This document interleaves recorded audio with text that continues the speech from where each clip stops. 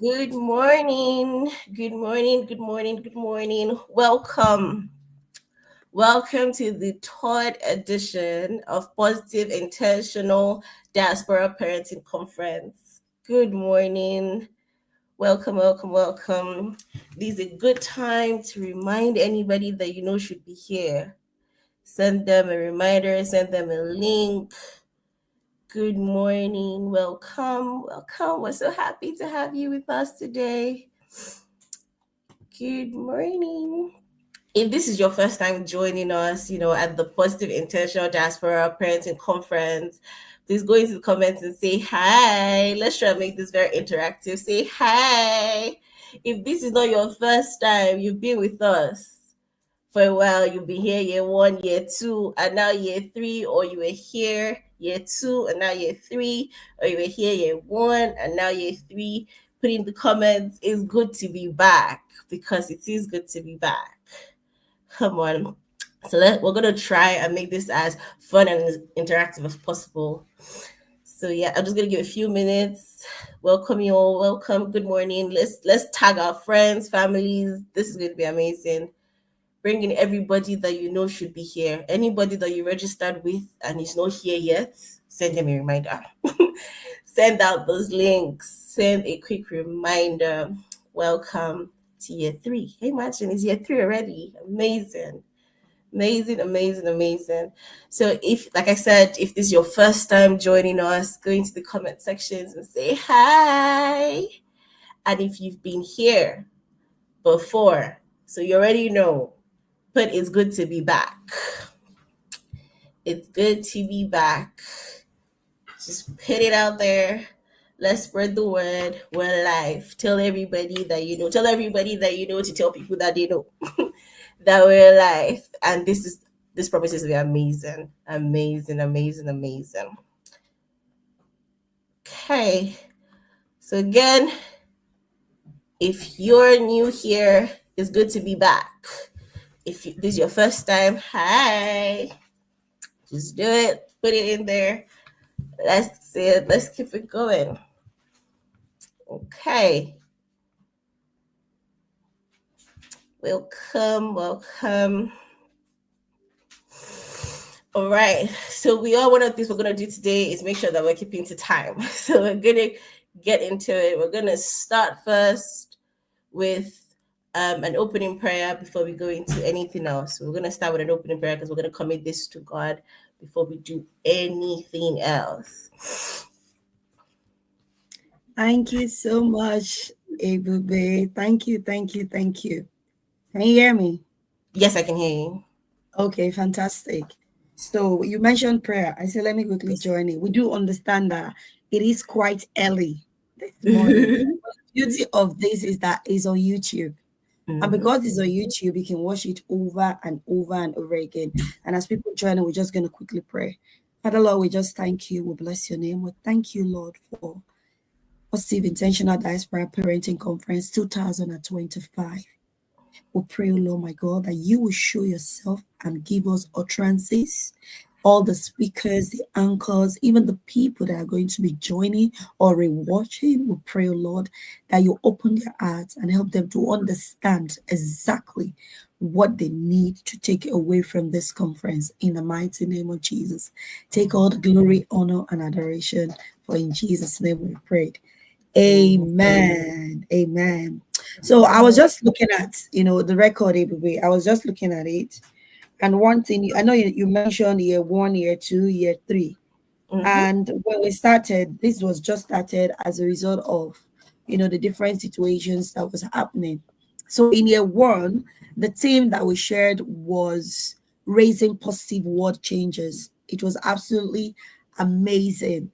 And in the second year, we'll talk about thriving diaspora families, building resilience and cultural identity.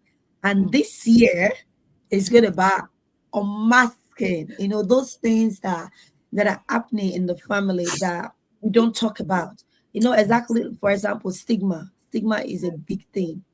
Is a big thing. I just remember that I did not even introduce myself. Apologies for those of you that do You're not coming know back. me. My name is But Abietia,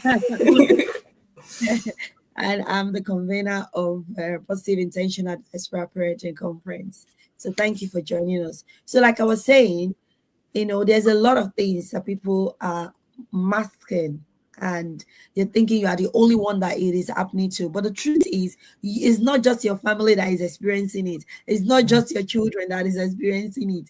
You begin to Mhm. find out that when the teenagers are speaking, that a lot of things that are going on, your children have probably experienced some of it, if not all of them.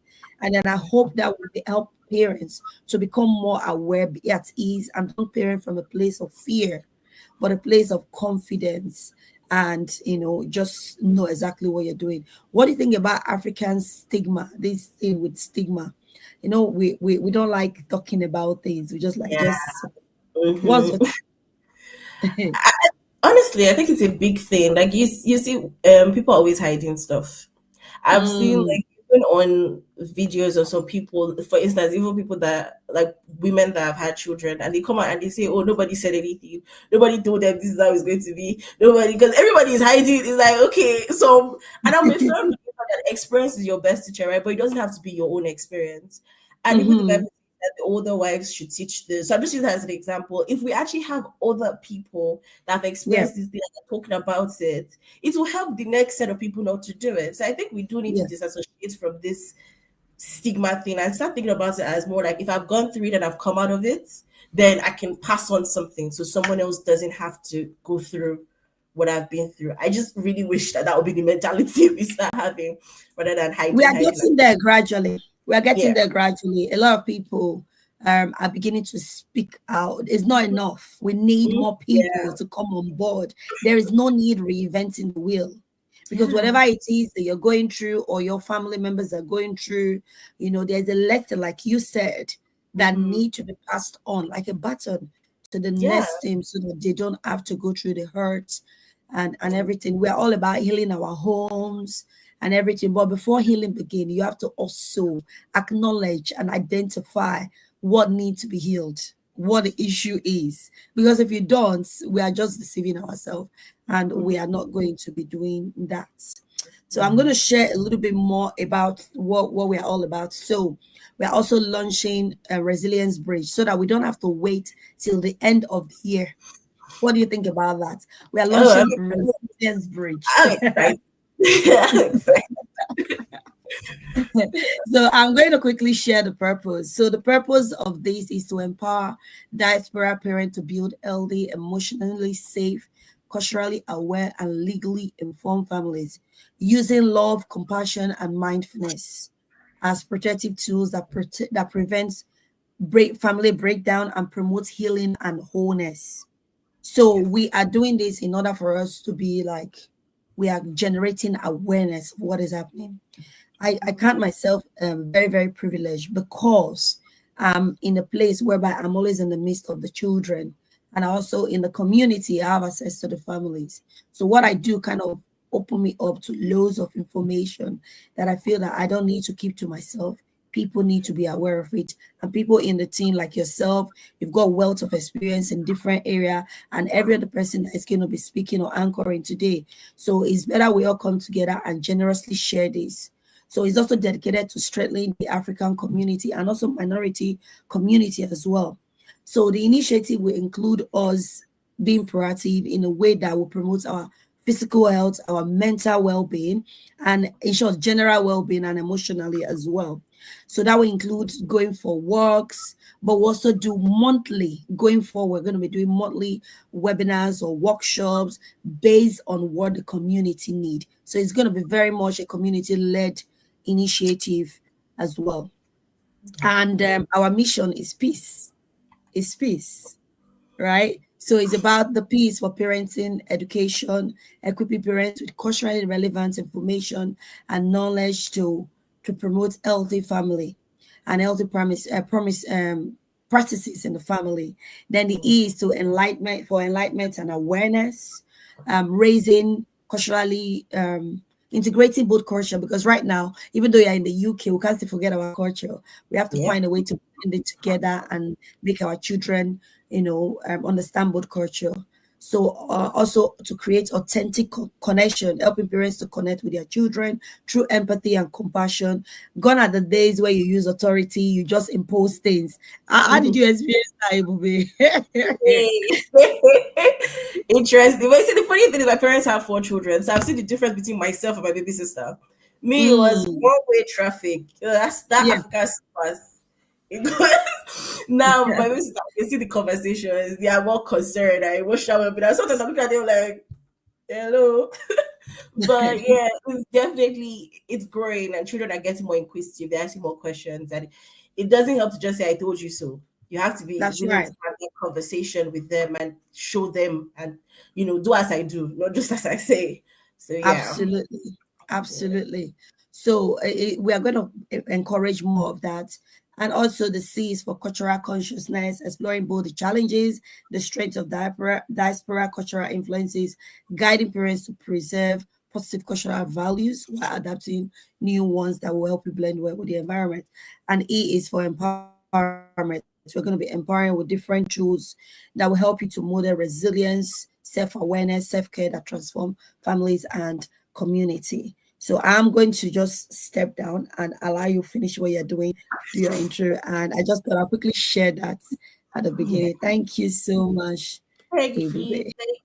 thank you. We're already getting into it. So, um, we're gonna make a quick start for it, and we're gonna have our first speaker over the next 40 minutes. You're going to be hearing from a woman whose great vision has compelled all of us to be here. You're going to be hearing from a woman whose heart for thriving families is beautiful and palpable. I mean, you just heard her speak, and I'm talking about no other than Coach Sonia. So I'm going to read her bio, and after reading her bio, she's going to come up and teach us because she's going to share with us some great things. So, our Sonia Ebenezer Bamigbaya is a BACB registered counselor, integrative life coach, keynote speaker, and author of Inner Harmony Resilience Beyond Chronic Stress and Burnout. She holds an MSc in counseling and positive psychology, a postgraduate degree in teaching and learning from Manchester Metropolitan University, and is a member of the National Council of Integrative Psychotherapists. She's the founder of Asset Consultancy and Resilience Bridge, the organization behind the annual Positive Intentional Diaspora Parenting Conference, which supports African parents and families navigating cultural transitions in the diaspora.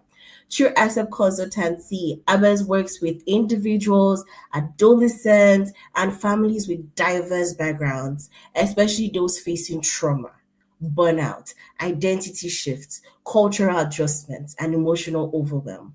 Abasonia uses a trauma informed and integrative approach, blending personal centered counseling, neuro linguistic programming, emotional freedom techniques, and metrics re imprinting to help clients gain self awareness, break limiting patterns, and build confident, resilient lives.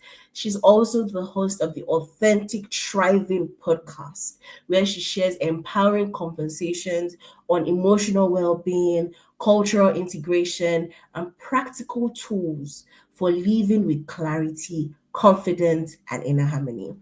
She's known for her warm presence, authenticity, and depth. Abbas inspires audiences to heal from emotional wounds, reclaim their identity, and step boldly into a life of purpose and harmony. I mean, that warm presence, I hope we felt it earlier, right? So, without further ado, we're going to be welcoming back Coach Sonia to give a presentation. And one thing, everyone, yesterday was her birthday. I know she's not going to say it, but if you could go into the comments and also wish her a happy belated birthday because she's just a woman full of so much warmth and vision that is here to share with us. So please join me in welcoming back Coach Sonia. Thank you so much. Thank you so much, Ebube. I really do appreciate you. You have been super amazing this morning. So I'm just going to start the presentation now to enable me stay within time. When do I have till? You have till 9:55. Okay, let's dive into it then. And I will see you later. Thank you.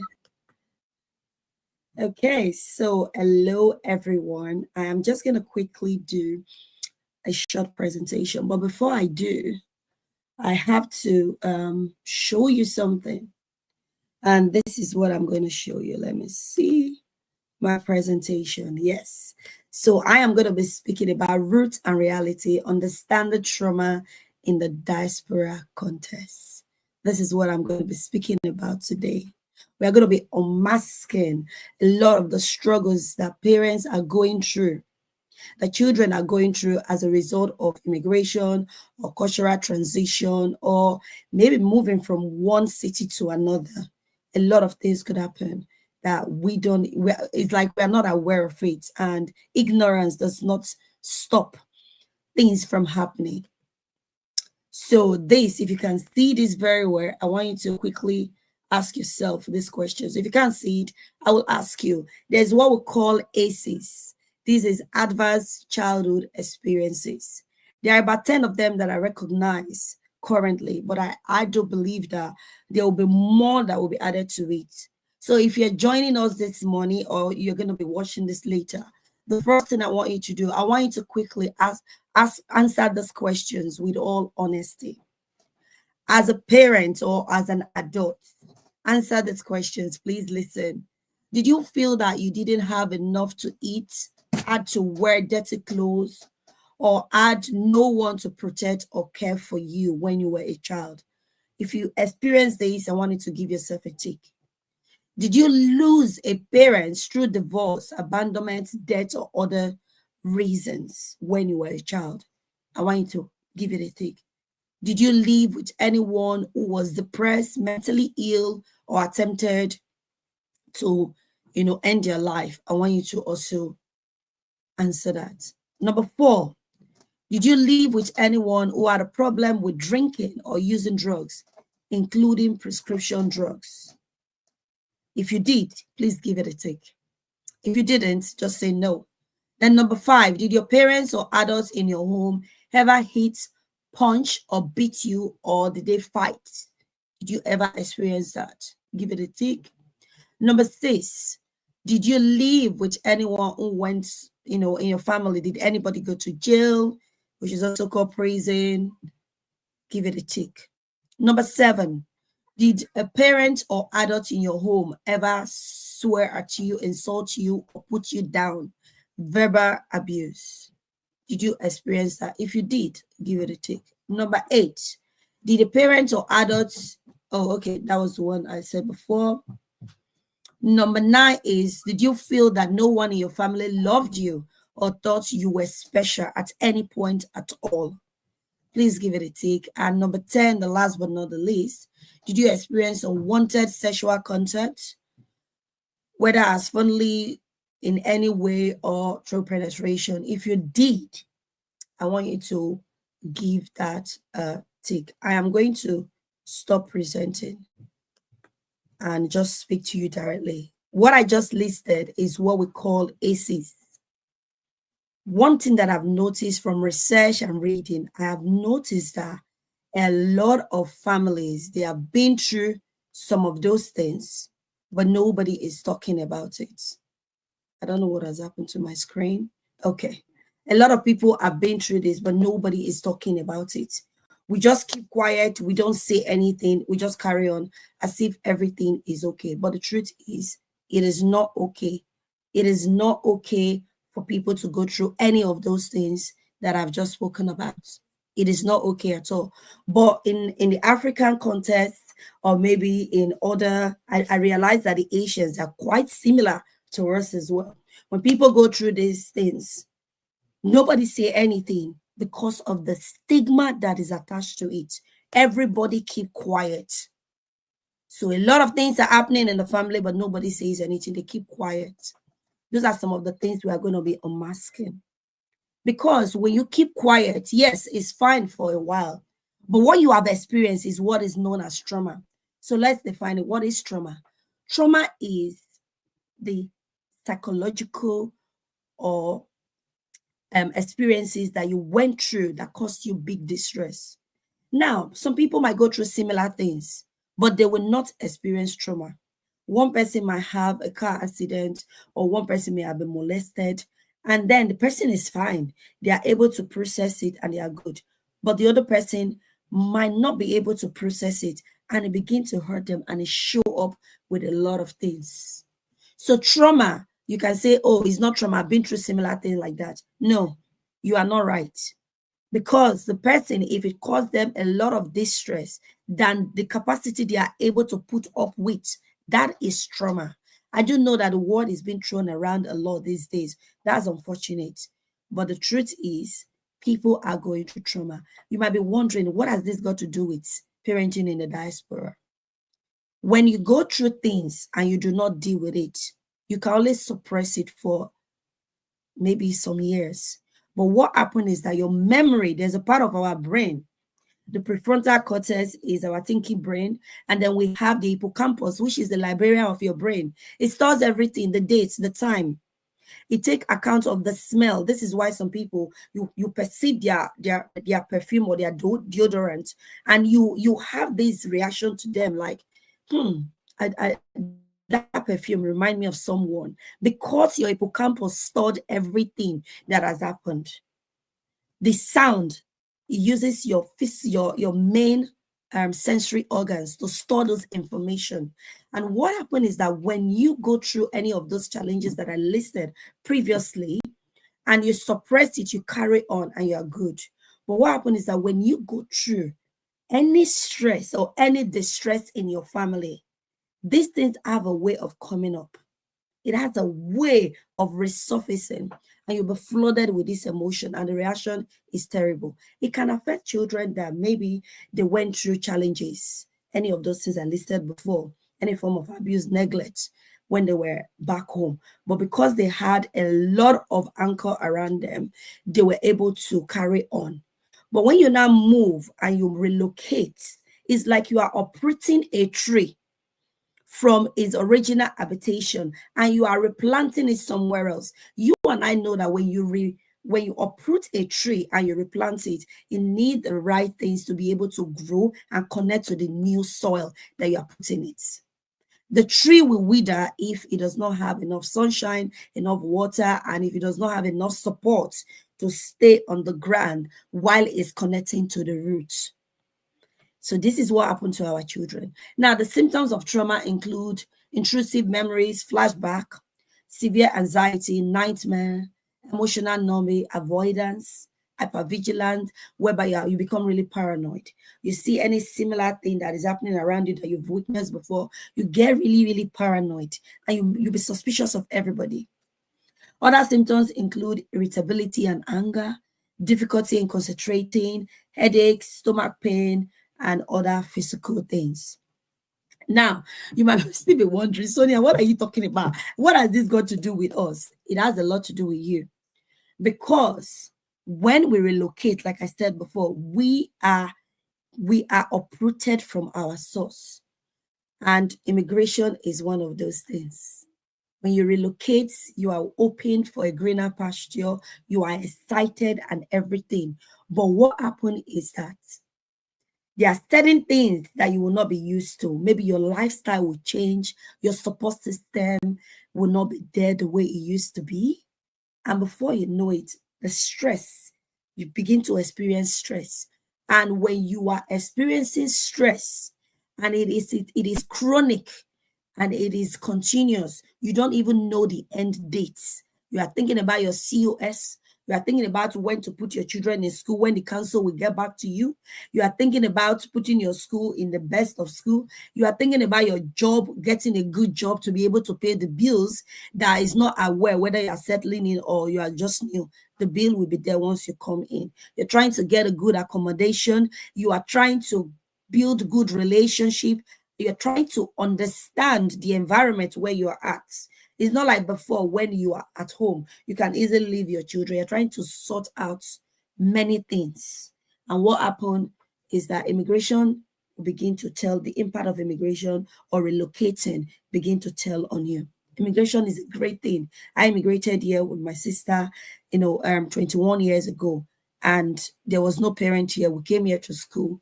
And I know that just having my sister helped a lot. I will begin to build this. But before that, there was a lot of shake. There was a lot of things that shook us. You need to start asking yourself, what did you lose? I know you think you gain a lot by coming here. It is the truth. You will gain a lot. You might have better, reliable quality of life and things like that. However, I want you to start thinking, what did you lose? Did you lose your support system? What about your lifestyle? Did you kind of change a lot of things in order for you to be able to manage yourself in a new place? What did your children lose? We don't often think about these children that they lose something. They lose a lot of things while they move. They lose their friends. When you are doing their documents, you don't tell them. So they are not aware. You are about 10 steps ahead. You know exactly that you started the processing. The child will only find out when the visa comes out. And they don't have enough time to tell their friends that this is what is happening. And then you just uproot them and you take them away. But we expect them to be grateful because we are bringing them to a greener pasture, right? What remains unspoken in the home that the children are not talking about? Now, when the children arrive, what happened? When you arrive, what happened? There is a culture shock. Or like before, you're like, yeah, Binta, I'm going to the market. Please let me look after my children. They are in the room. When you come to the UK, do you know your neighbor? You don't even know the names of your neighbor. You don't know the name of the children. If they are kind enough, they might smile at you, you smile back at them. And then graduate into good morning, good morning. Oh, welcome, welcome. And that's it. You don't know their name. You do not know their name. Now, the roles change as well. You know, they said the man is the provider. We have this belief. Let's not kid ourselves. Modernization has changed all of that. That is not always true. That belief is right there. It has been in our memory for a long time. It will take a lot to change that. We believe that, oh, the men bring everything. When you're in the UK, the men do not bring anything. You're going to have to share it. You can decide the percentage, 50, 50, 60, 40, whatever. Rock your boots.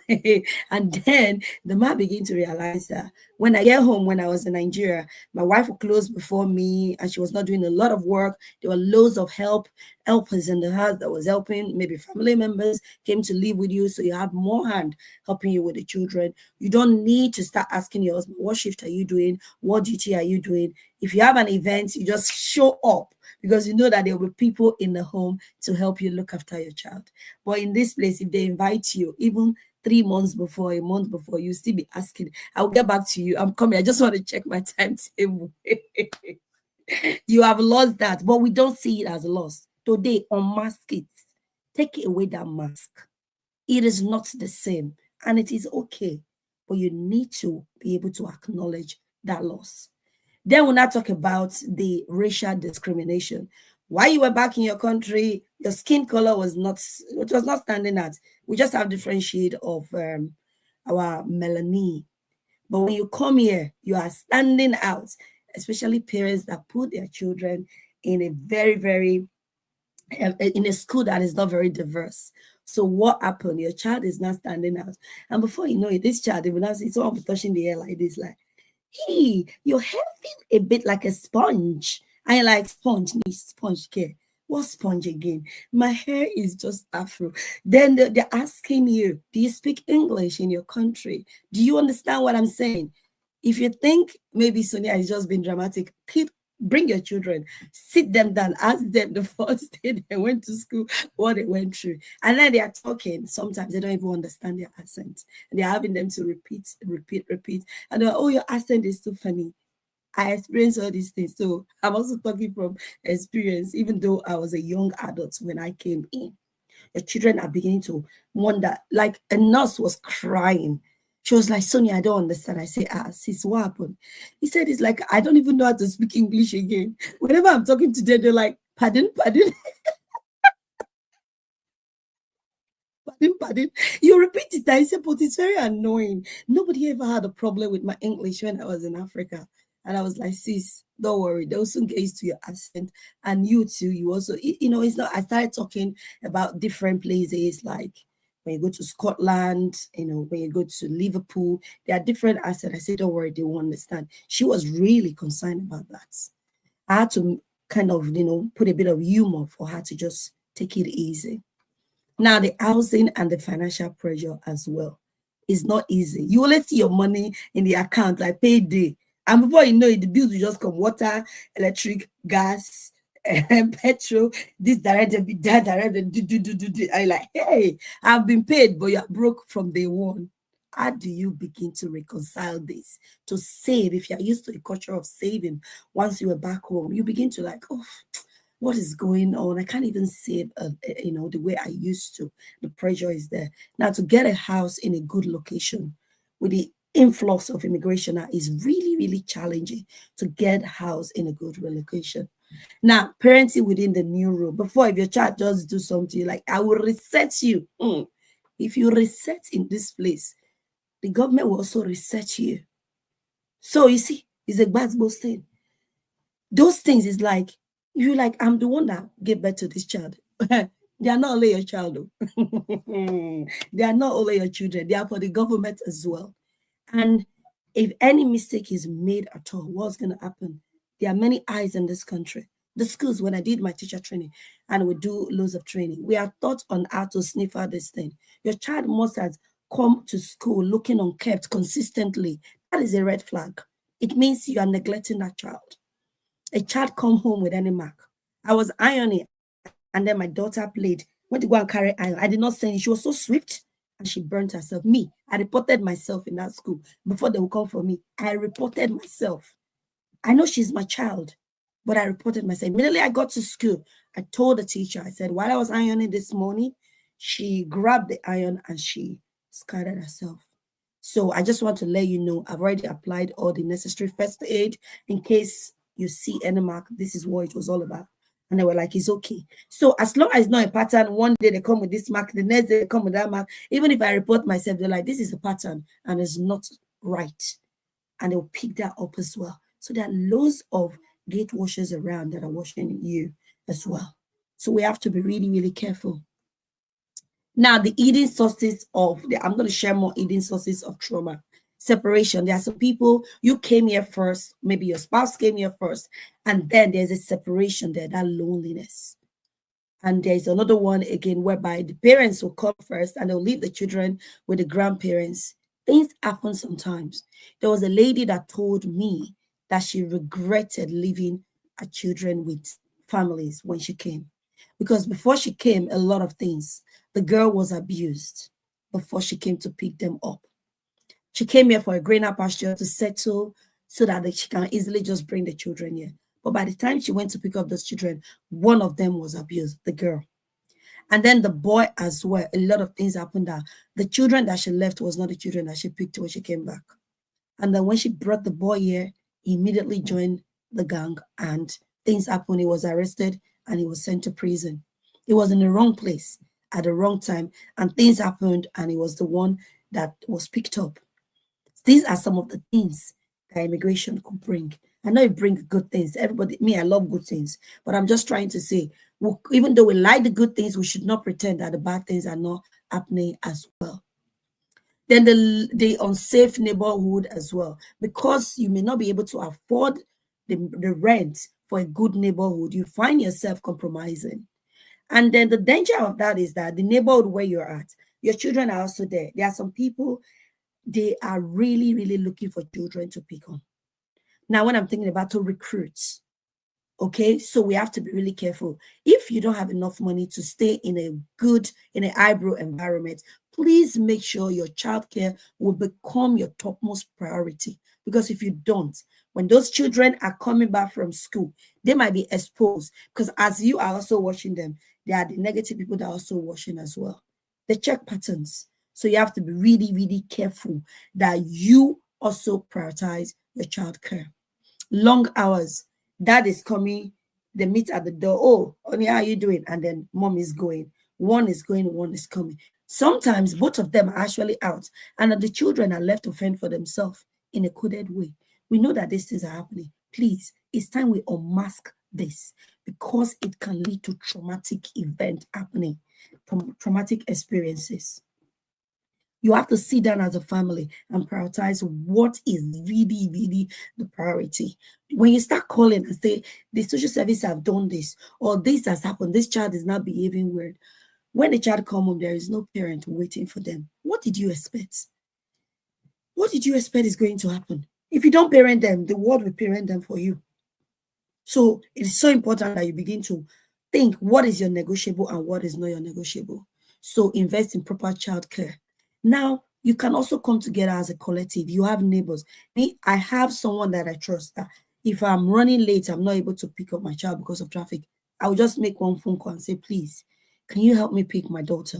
The same thing, I'll be willing to do that for them. You create that support system. Your support system may have been uprooted, but you can create another one while you are here. Then there's a part of identification of children. You know you were helping a lot with your children when you were back home. But when you came here, your children became like, it's as if they're adult like you. You lead them to do quite a lot of things. There's a difference with teaching your children how to do things. There's also a difference with just leaving them to cater for themselves as well. So we have to be really, really careful about this. Pressure to succeed academically. I've seen this. I have to pause here. I love academic progress. My dad was big on that. My mom was big on that. But what I'm trying to say here is that why would you not take into consideration the academic capacity of your child? Know where your child is part time. Is your child an A-star student or is your child is naturally a C student? If your child is naturally a C student, why would you now expect that child to become a star student because they're in the UK? How is that even possible? Is it not possible to gradually support that child from a C, put the necessary tuition, support them, and gradually they'll move on to B? And then you know where the main target is and gradually support them. But sometimes we don't support enough. We just expect these children. A lot of people have told me that I did this when we're in Nigeria. My child was very, very brilliant. My child was this. It is not the same. When I came to the UK as a student, we were not doing any solid reference. The references that we did was not consistent. As long as you bought the lecturers handouts, you are likely to even get you got some points. And then you begin to read. The references was not there. There are big references in this country, and they have the different references. You have the Harvard, you have the APA, and so on and so on. You have to get yourself acquainted to the learning styles. They do a lot of projects where you do presentation and then they do different things. It's just different. When I came, I just noticed that it was different. I have to get my head around it on how to do things because it was different when I came here. Give your children time to acclimatize. Support them together while you are doing this. The pressure to succeed academically is creating a lot of damage in our community. This person's child got A star all through. What about you? Okay, what if your child turn around and tell you, this person's parent bought them a brand new car? What about you, daddy? Or what about you, mommy? How would you feel? Eh? There are people that their parents, they take them out on holiday every break. I'm telling you internationally. What about you? Are you able to take your child out? If your child turn around and also ask you that, how would you feel? So those are the things that are causing a lot of trauma in our community. Now, what is childhood trauma? Things that cause distress is just the same as adults. Anything that causes distress, that affects their brain, that affect their development, that lead to identification, whereby you're expecting your child to start behaving like an adult because they are taller than you. When my daughter was 10 years old, she was taller than me, but she was still very much a child. But these days, once your child is taller than you stay at your age. Which age? The child is taller than you doesn't mean they have enough experiences. So we have to still treat them according to their developmental age. It is so important. Now, I've talked about the ACEs and all of that stuff. The dangers of that is that it can expose them to a lot of things that we are not ready. Now, the signs of trauma, for you to know that your child might be traumatized, or maybe your child is going through loads of stress, or they are not in a state of chronic stress, they begin to withdraw. A child that is very, very bubbly, even if the child is not very loud, but you just know that something has changed. They are not very withdrawn. They like to withdraw into themselves. A child that is not normally always angry, but this time every little thing, as much as look at them or between their siblings, they are always angry. They are very, very angry. And you're like, what is going on? Why are you so angry? They might be angry because you just told them on Monday, we are going to the UK on Friday. Our visa is out. They've not even had the time to even process it. You yanked them off. And you promised them that they'll be making phone calls to their friends. But they came to the UK. You've not made any phone call because they are busy packing all the shift. And you'll be wondering, why is this child angry? The child is angry for a reason, and it is justified. We parents need to pay attention. Now, the next one is attendance decline. There are some children, once you've gone to work, you think they are in school, they will just skive. When you start noticing that, you know that something is amiss. Is it that something is troubling that child, or the environment where that child is, it might be a school, they do not feel accepted there. You need to look into that. Academic performance as well. A child that you know that, okay, yeah, this child is a solid B. But right now, they are not even motivated to do their own work. They don't even talk about it. It's like they are going there and they are coming. They are just not really, really engaging. Loss of academic decline in academic performance, loss of motivation in doing the things that they love, and just generally gelling with the family. Then we have anxiety as well. The child is always anxious, very, very anxious. And you'll be wondering, why is my child very anxious? You just know that the life has been zapped out of them, and they get easily overwhelmed. They're crying a lot.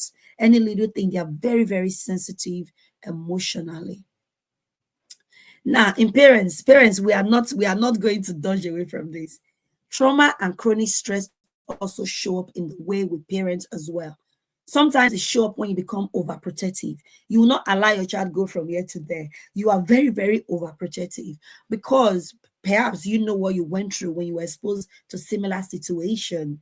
Maybe something happened with the house help or with people while your mom was not there. You become very, very protective. You become overly protective of your child.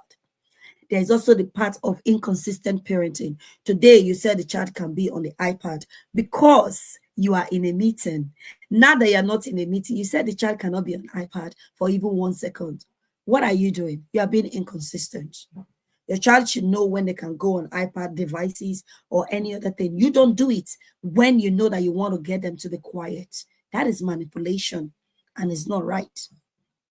Harsh discipline or role reversal parenting, whereby you are not, especially when the child that are young adults or they are teenagers, maybe they are working a little bit part-time, and then you expect them to start doing certain things for you at home. Come on now. Come on. That is not being sensitive at all. That is traumatic parenting. Harsh discipline or perfection driven by fear. You want your child to be perfect. Even if you're an high flyer, you didn't become an high flyer overnight. Something happened. You got support. You need to also support your child to also become a high flyer. But remember their capacity and build the block gradually. Now, there's also the pattern passing down, intergenerational patterns. Some people will tell you that, yes, my father slapped me, he did not do me any harm. So if I slap you to reset you, there's nothing wrong with that. Now, you're telling me that that trauma was passed to your father's father, and your father passed it on to you. And you want to also pass it to your child. And it's okay. That's what we call intergenerational trauma. Your child is living in fear around you. They can't confide in you. I once did a session and I asked children, teenagers, I said, if you're in trouble today, who would you call first? Most of them said their friends. Some said their cousins. It was only one that said a mom. A mom. If your child is in trouble today, would they call you? Or would they call their friends who do not have enough experiences? Who would they call? You have to be able to create that communication with your child so that they will call you. If anybody is blackmailing them outside, they'll say, my mom will talk and talk and talk, but at least I know I'm safe with my mom. My dad will scold me, but I know I'm safe with my dad. I'd rather go and tell my father what has happened. That's the kind of communication we should build. Unrealistic academic expectation can bring stress, chronic stress to your children, whereby you never see anything good that they do. You are always saying, is it not your mates? They are not mates. Even twins are not mates. This person is this person and this person is this person. Let's stop this mate thing. It's not about mates. You might be born the same day. You don't have the same capacity. You don't have the same destiny. Let's be realistic about it. Now, more things about, trauma showing up. A mother that is thinking about how to pay the bills with the father, with the husband. Do you think it will be very, very easy to play with the children? Your child, they say, hey, mommy, welcome. Let's come and play Ludo. You say, which Ludo? Please just put that Ludo in one side. I don't have the power for that now. That's a traumatic parenting, because your own joy is not full because of the challenges. It's not seeping into your children bit by bit. They don't know how to play because you are always tired. You don't have the time. Let me tell you something. We don't stop playing because we are old. We are old because we stop playing. I'll say that again. We do not stop playing because we are old. We are old because we stop playing. Play like a child with your children. Your creativity on how to solve that problem that wants to suffocate you will begin to flow. When you are in a place whereby you just take time out, yeah, the world is not going to stop because the bills are there. Just take 5 minutes, 10 minutes, 15 minutes, and just interact with your children and just play with them. By the time you come back, or even go on a walk with them, you begin to see things in a different perspective, whatever is bothering you. I'm talking from experience. You carrying that challenge everywhere you go, to the toilet, to work, everywhere you are going, will not bring automatic solution. Creativity comes when we begin to focus on other things as well. Because whatever you focus on too much will we just look as if you cannot solve it. Is it I've had to renew my document a lot in this country before I progress and had my settlement. So I do understand that thing where you have to renew your document. But speaking, having the right information will help you. Rather than you just thinking, parents, unmask yourself. Stop carrying that problem on your head alone. If you share your problem and they laugh at you, it's okay. They laugh at you, but you got your solution. I remember when I was stuck with my document, I always spoke to one person, just one person. I said, let me be vulnerable. You know what they say? If I perish, I perish. Esther, I said, he said, let me go and meet the king. If I perish, I perish. But I will not stay here and wait for that death to come. I spoke out and I said, bros, this is what is going on. This is what is going on. And he said, Sonia, is this what is worrying you? This is what you do. This is what you do. This is what you do. I say, what? Say what now? So if the person decides to go and share the gist, this is what happened, I'm the one that, it's okay. If I make it in your news round, it's all right because I shared with you, because it's okay. But the thing is, I went with my solution. And even if I did not get a solution, maybe the person you are telling to mock me will have the solution and be kind enough to come and give it to me. So let's speak out.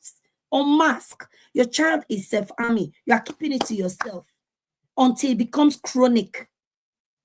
Your child is acting in a funny way. You know that this child is behaving somehow. This is not my child. You are keeping quiet. It takes a community. Get help. Speak out to the right people. And even if people turn it into gossip, it's all right. As long as you get your help. It's time for us to unmask. You need help with childcare. You have about 3 families. You can see yourself. You are even neighbors.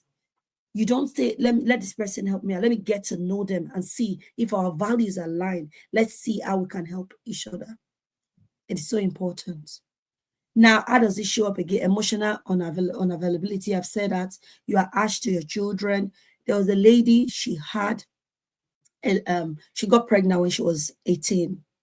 If I tell you that by the time this woman, her daughter, was turning 18, oh my goodness, she was so scared. She was always talking to me. Sonia, please let me talk to them. Let me talk to her about this. Do sex education with them. Do sex education with them. I don't want her because she's going to be 18. So she's going to be 18. So and when her daughter did her 18th birthday, she was not pregnant. The girl is still doing well. She was so happy. So sometimes we project our limitation, our experiences, we project it on our children. And we think what happened to us is, especially when it's bad, is going to happen to them. So we are parenting from a place of fear. We are projecting on them. It is not okay to be doing that. So we need to learn to communicate. Okay? It's so important. Because if this trauma, if we do not address it, it can lead to depression, where people are in a state of low mood. This child is just a shadow of themselves. She's just a shadow of themselves. And our children as well, do you know that they go through a lot of isolation? Making friends in school is really, really hard. Really hard. Because there are different clusters of friendship already formed. And so breaking is hard. It can lead to low self-esteem. It can lead to anxiety. It can lead to attachment issue because you are not bonding with them. It can lead to relationship struggle in the future. It can lead to concentration challenge. Now, when I say you need to start unmasking, I'm going to tell you in 4 minutes. We need to start unmasking. Start unmasking, unmasking, unmasking. The first thing, as you are in this place, sit down with your children. Ask them, how are they doing? I'm not telling you to ask them how they're doing in math, English, and science. How are they doing emotionally and mentally? How are they experiencing their teachers? How are they experiencing friendship? How are they experiencing their school? How are they experiencing their studies? Do they need any help? See them beyond the academic performances. See them beyond the academic performances. A child that is mentally and emotionally stable will do well academically with the right supports. Academic is not the first. A sound and a staying child is the first that we should be talking about. Parenting as well. Paying the bills is not the end of life. Please take time to also do other things and plan how you are going to pay that bills. Don't let paying of bills just take over your life. That your child will become an adult it's just like a stranger. A child you do not connect with will be hard for you to correct. I repeat, a child you do not connect with will be hard for you to correct. On what ground are you correcting? When you are not there emotionally for me, when I need support. Why then do you want to correct me? I'm not going to listen to you because the bond is not there. So we need to start connecting. This is why some children, they'll just go and put you in a care home when it's time. And you tell them, they're like, I'm busy. Remember, you were using that word. A lady said she was a high flyer and she was working a lot. She put her children in school club and everything. She was never there when they were doing assembly. She was never there in any of their school, nativity in school, nothing, because she was working so hard. They live in a massive house. Everything looked fine. But when the children left the house on her 70th birthday, she was calling them, are you not going to come home? And they said, Mama, we are busy. She said immediately what came to mind is that I used to use that word a lot for them. Mommy, are you not coming for my nativity? I'm busy, darling. Mommy, are you not coming to my assembly? I'm busy, darling. Are you not coming for my 70th birthday? Mom, I'm busy. And she remembered that word. When you are older, how do you want your children to remember you? See, these bills will always pay too. The COS and the settlement, you will get it. But please do not get it by sacrificing the happiness of your children.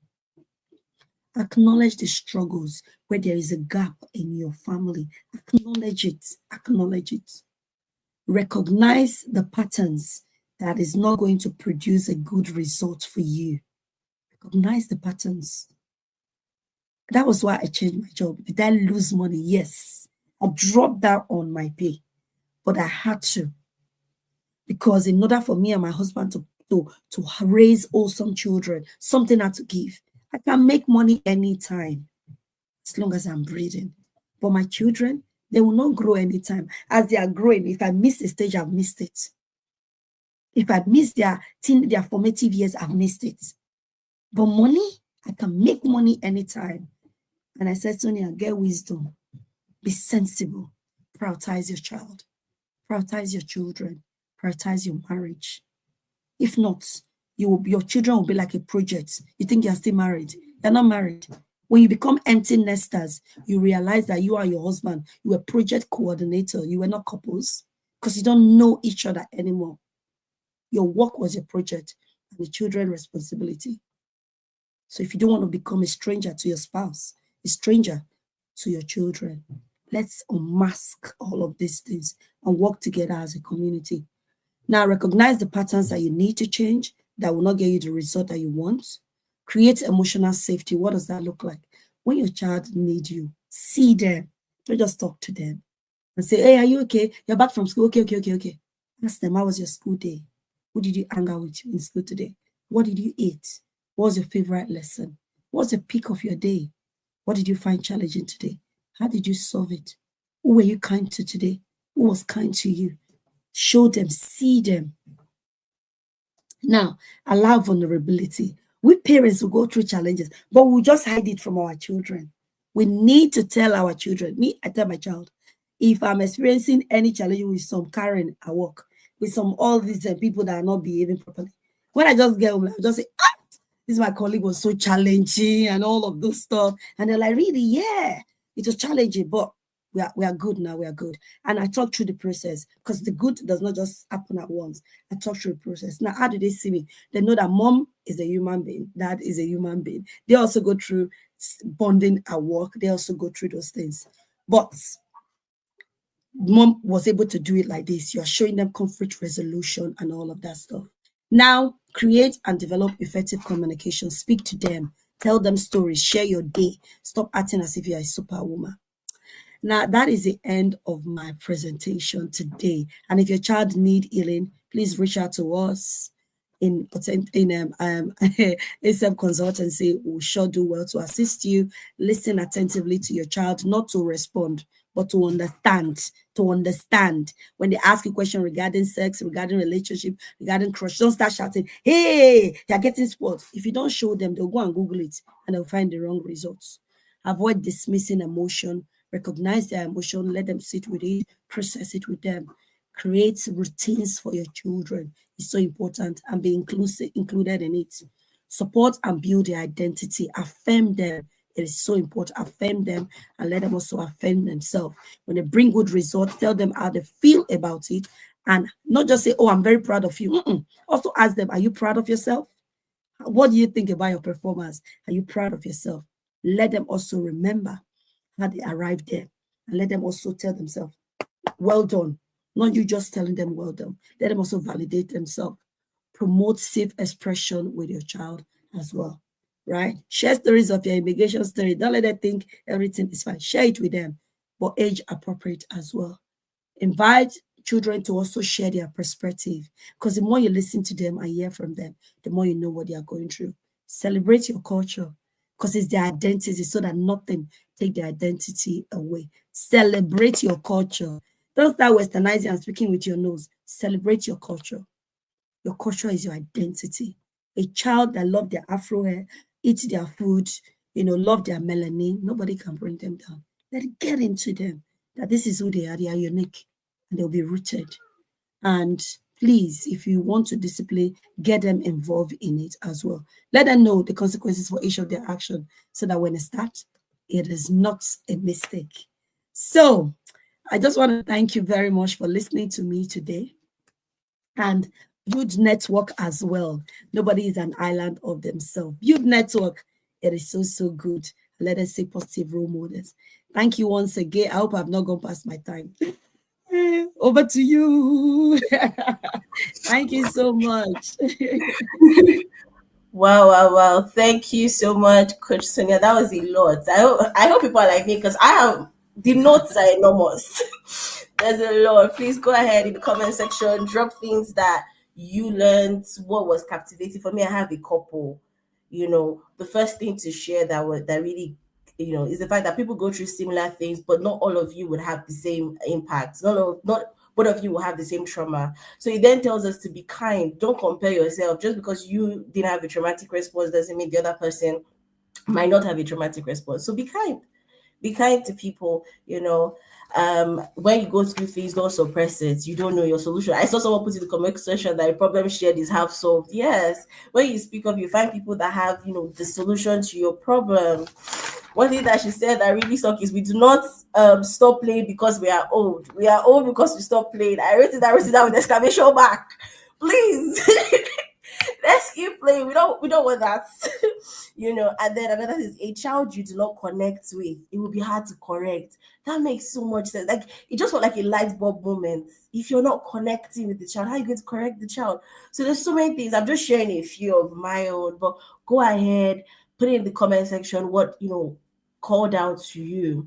And if you have questions, please save it. We would have a panel session coming up towards the end, and they will be available to answer your questions. So if you have questions, put it down.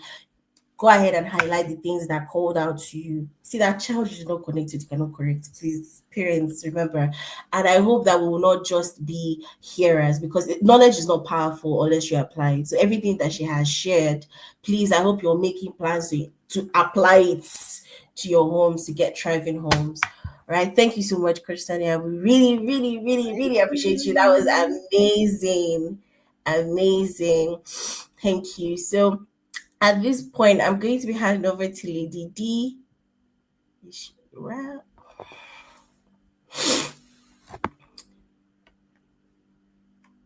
thank you for the comments, seeing them come in.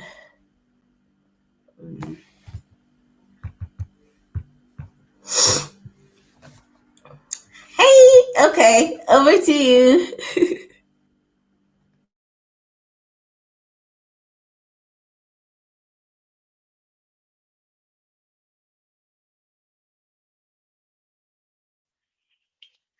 Hi, good morning.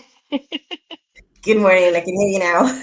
All right, that's good. Hi. Oh, thank you so much, Sonia. That was very insightful and very what's it called? It was very it, good morning. Yeah, it was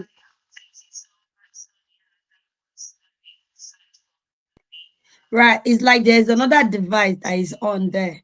So you're gonna I have to turn know that device off and then you will not play yours. If not, it's gonna keep re-echoing. All right. I've not got anything on apart from this one.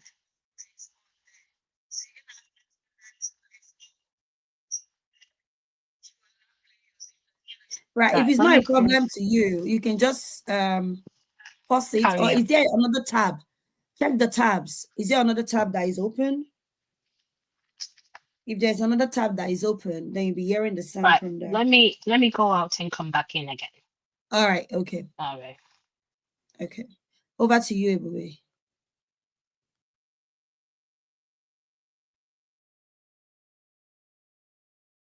Sorry. Thank you. The comments are really amazing. Someone just said they shared to more than 15 people. Thank you. Spread the word, because this is very important. What we're learning here is so important, and everybody needs to learn, especially with the theme being unmasked to the unmaxing part of it, because I'm sure that some of the things she was saying are things that you probably buried and you didn't think of it as a problem. But remember that she made a comment that you can only suppress things for so long. It can't remain suppressed for so long. So it's really important. I hope that the theme has also challenged us to think and see you're not thinking about things and also applying them. Um, okay, so we're just gonna give a few minutes. So I'm just reading the comment section. Thank you, thank you, thank you. Please share the things you've learned as well. Share, share, share. Anything that came at you, anything that you learned, what you're going to be doing differently from this moment. And remember, if you have questions, just keep them. We'll have a panel session coming right up after this.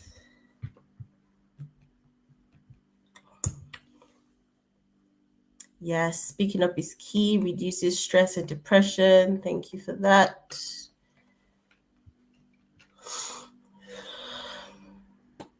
Q. Yep, let's keep sharing. This is still a good time to let people know to join. Yay, Lady D is back.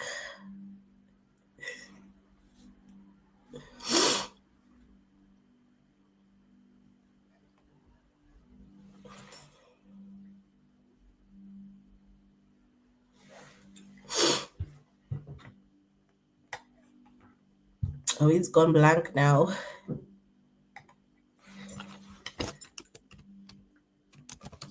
Okay, do you know what? We're just gonna wait for her for a few minutes. Oh, she's back.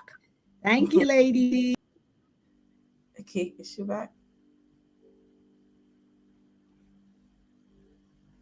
Oh, I can't hear you now. See, that's it. Me and technology, we don't mix. Okay, now we hear you. Right. So I'll make it very quick because I've wasted a bit of time. So thank you, Sonia. That was very impactful, and I have learned a lot as a mom, as a woman with children, as a wife as well. You spoke about sometimes you become invisible as parents because you're all doing so much. And thank you very much. I've learned so much for it from this. I'm going to introduce the second guest speaker, who is Adeswa Sophia. I'm not going to say the third name because I will butcher it.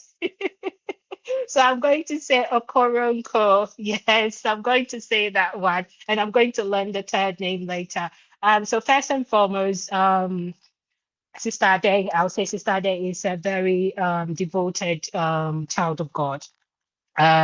She is married. She's been married for about 20 years, and happily so. She is an ordained pastor at Redeemed Church of God, where she has faithfully served in various capacities.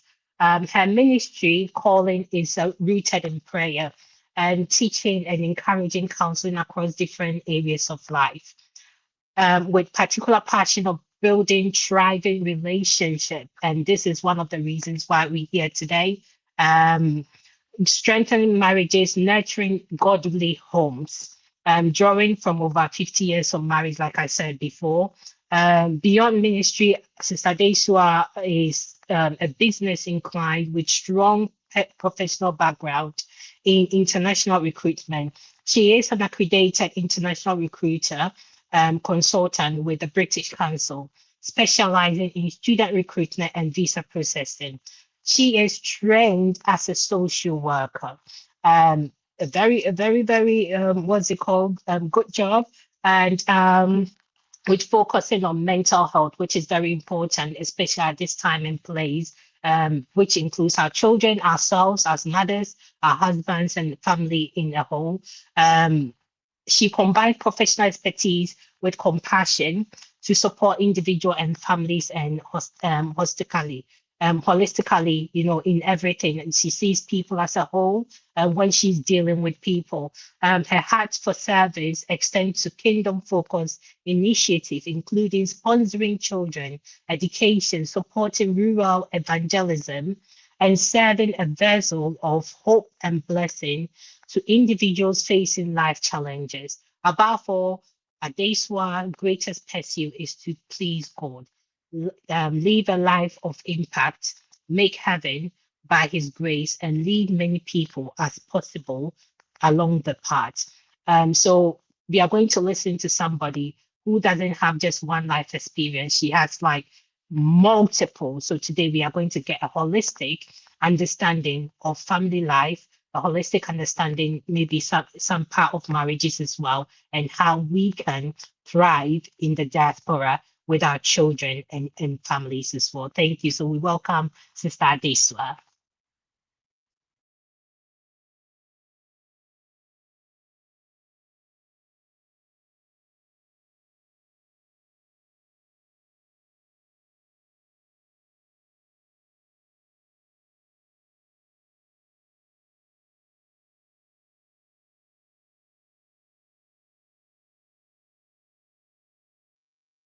Sorry, is she here? Trying to look. Um,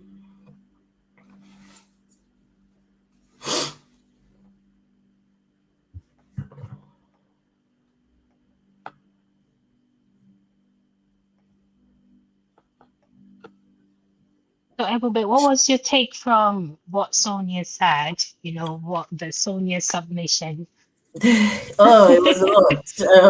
I was counting earlier. It was a lot. I think one of the ones that really stuck with me is not to stop playing. Like I said, that one. We do Mm, not stop playing because we're old. We're yes. old because we stopped playing. But on a deeper level, I think the part where she gave like, is it 6 steps? Or at least I noted it down as 6 steps because I think that they're key. Where she Yes. said to sit down with your children and you're Mhm. asking them Okay, I think she's here. yes. Okay. Welcome, this is Diaspora. Hello, everyone. Can you see me? Hi. We can see your It's your background, background. Okay. All right. but we Okay, we can can Peace. see see you you now. now. Yeah, Nice. fantastic. Hello, ladies. Good morning. Good morning. Right, Morning. I'm going to let you have the floor. Thank you. Yes. Thank you. Okay. Uh, I believe my audio, I'm audible to everyone. Good morning once again. And it's been really, really engaging and really interesting this morning. I hope everyone can hear me. If they can hear me, if they can just give me.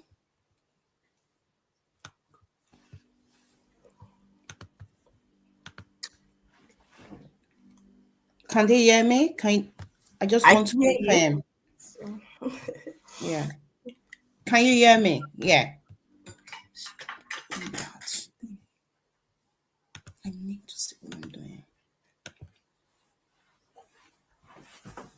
I'm trying to see if I.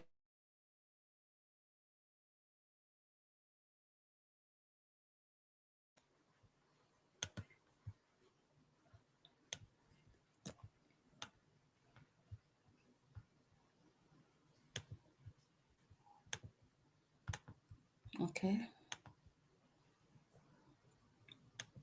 Slide.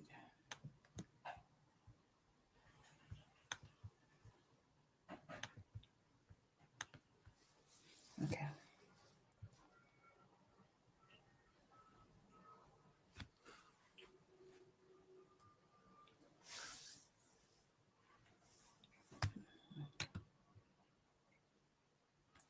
Okay.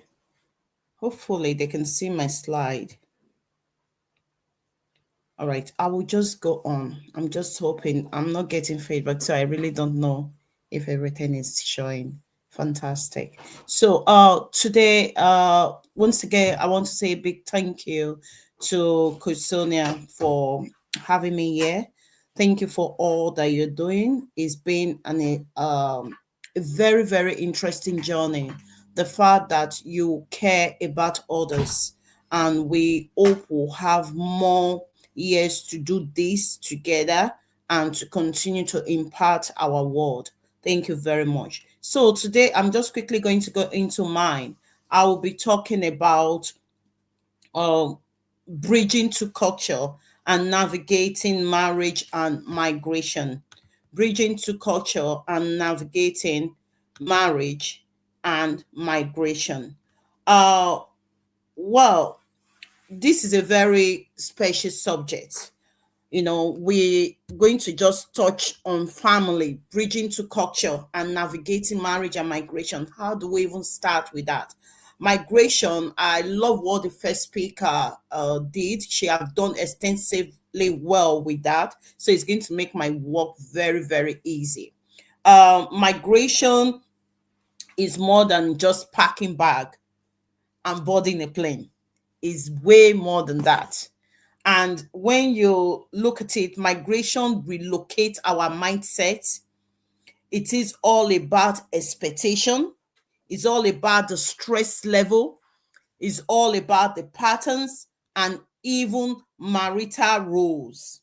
So you can look at all those areas. By the time you look at it, how do I cope this? How do I intertwine this with my marriage?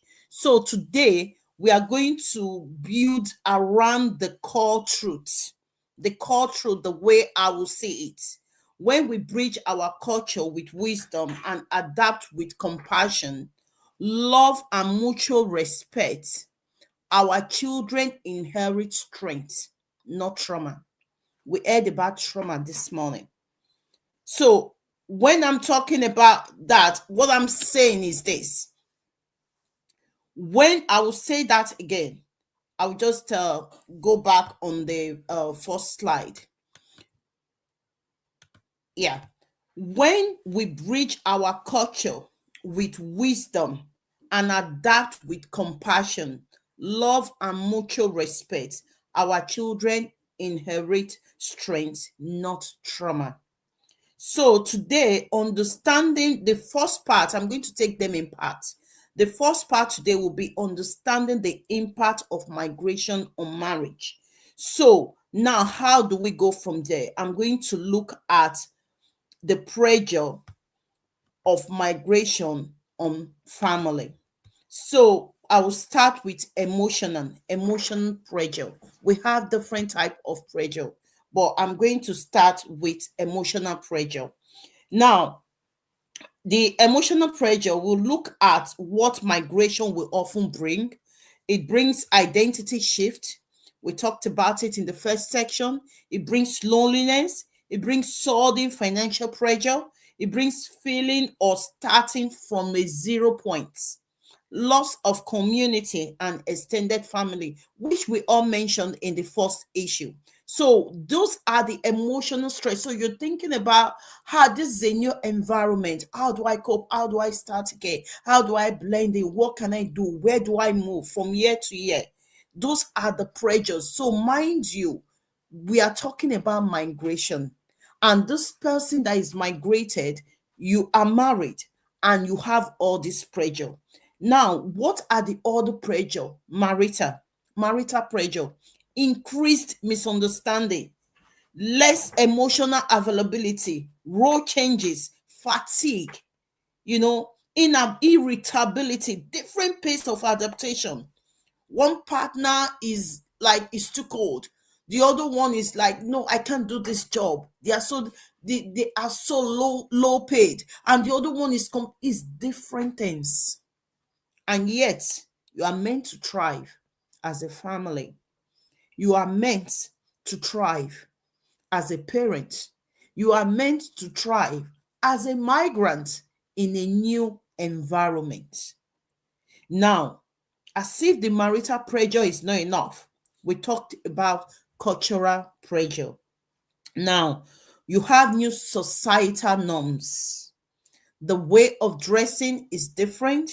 The way people talk is different. Just the way they do things is different. The food is different. Everything is practically different. New gender expectation.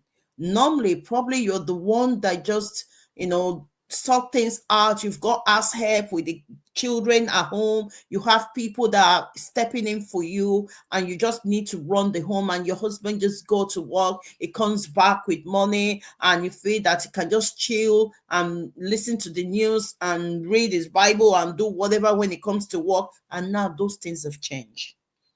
You've got new work, new social boundaries. So what are you going to do? So these are pressures that we are expected to deal with. Now, I just want us to know this. Migration does not break marriages. Migration does not break marriages. Unmanaged stress does. Unmanaged stress does.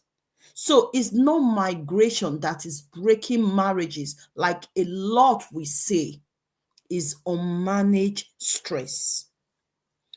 I will give an example. A couple relocates and suddenly the husband, who was respected in his country, feel very small in this new workplace, in his new environment. His frustration affect communication at home because he's already frustrated. He is frustrated and he comes home. Just know that the wife have got nothing to do with this. The children have got nothing to do with this. But because he is already frustrated coming from work, he projects this into the marriage. At home, the wife who had help from extended family while she was back to wherever they're coming from is now feeling very overwhelmed, caring for the children alone. Unless addressed, this tension will grow silently. And before you know it, there is a lot of negativity flooding the home. Now, how do we move from there? How do we move from there? I would say navigating cultural expectation in marriage. We're going to move into that part. How do we navigate our cultural expectation in marriage? Every marriage is already a merging of two culture, because whether you like it or not, your husband, you as a wife, you're coming from a family.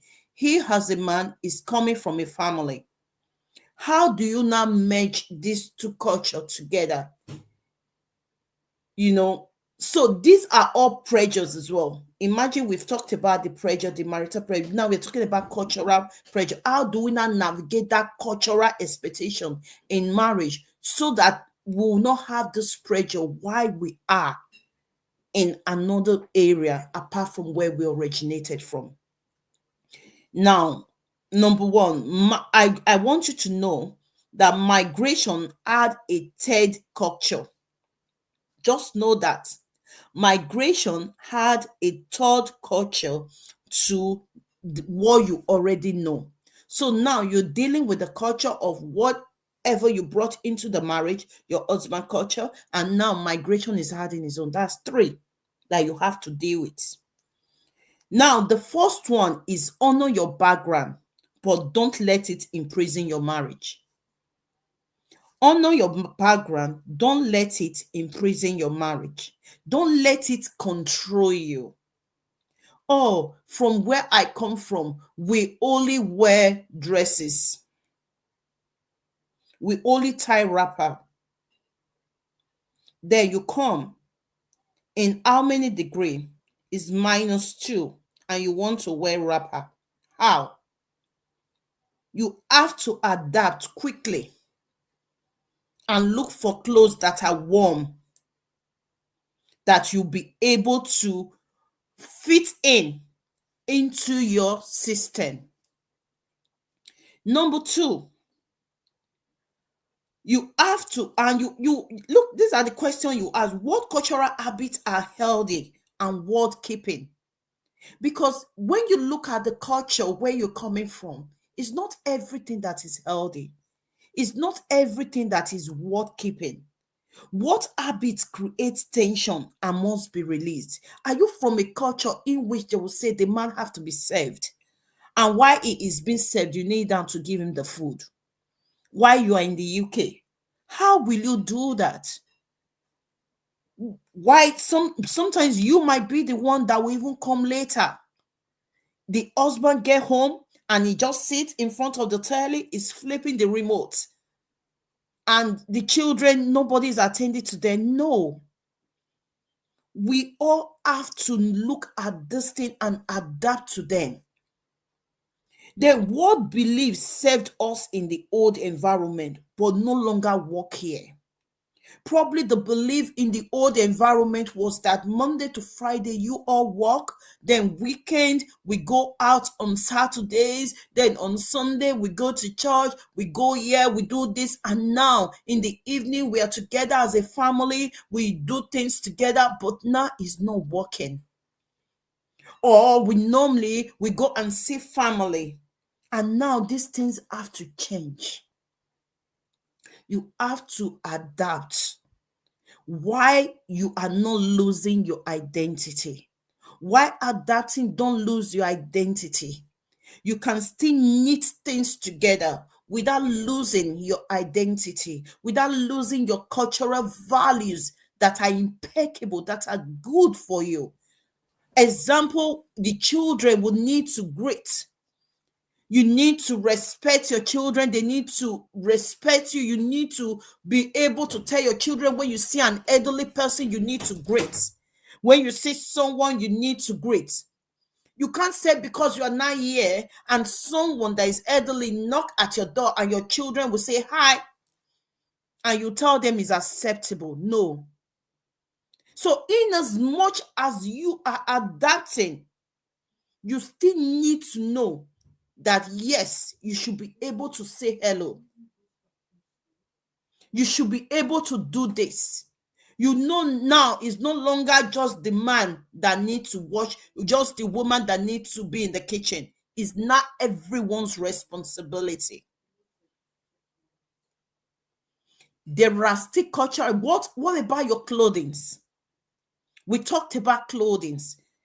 Will your children, will they feel comfortable wearing their prints? These are your outfits. They can still wear them.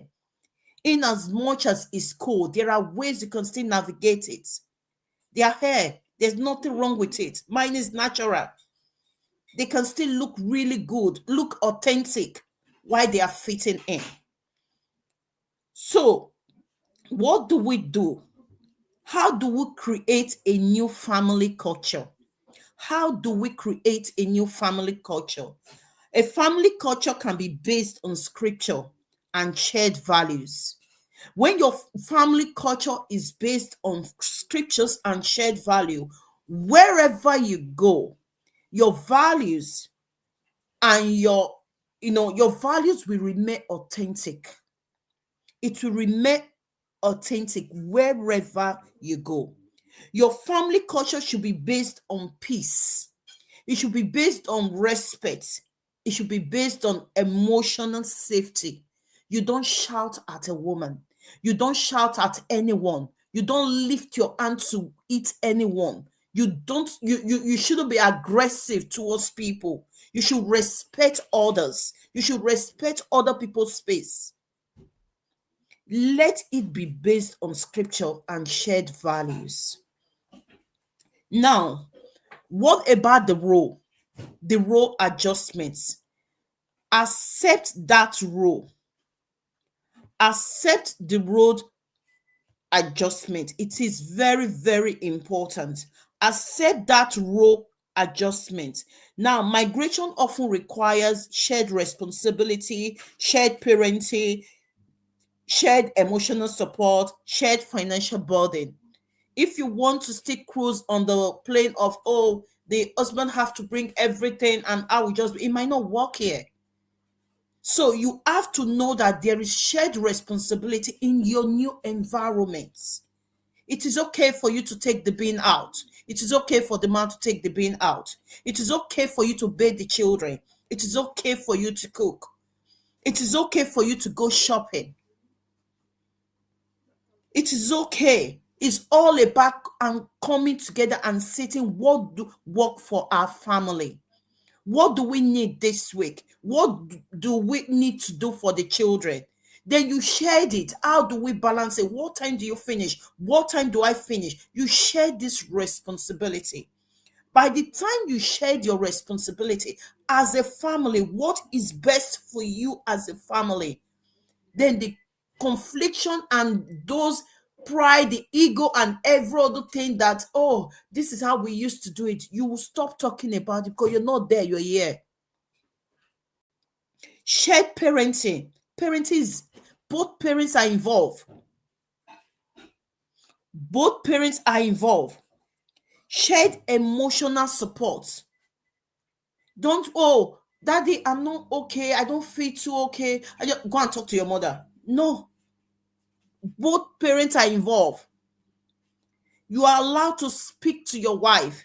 Before, probably you're used to just hanging with the guys.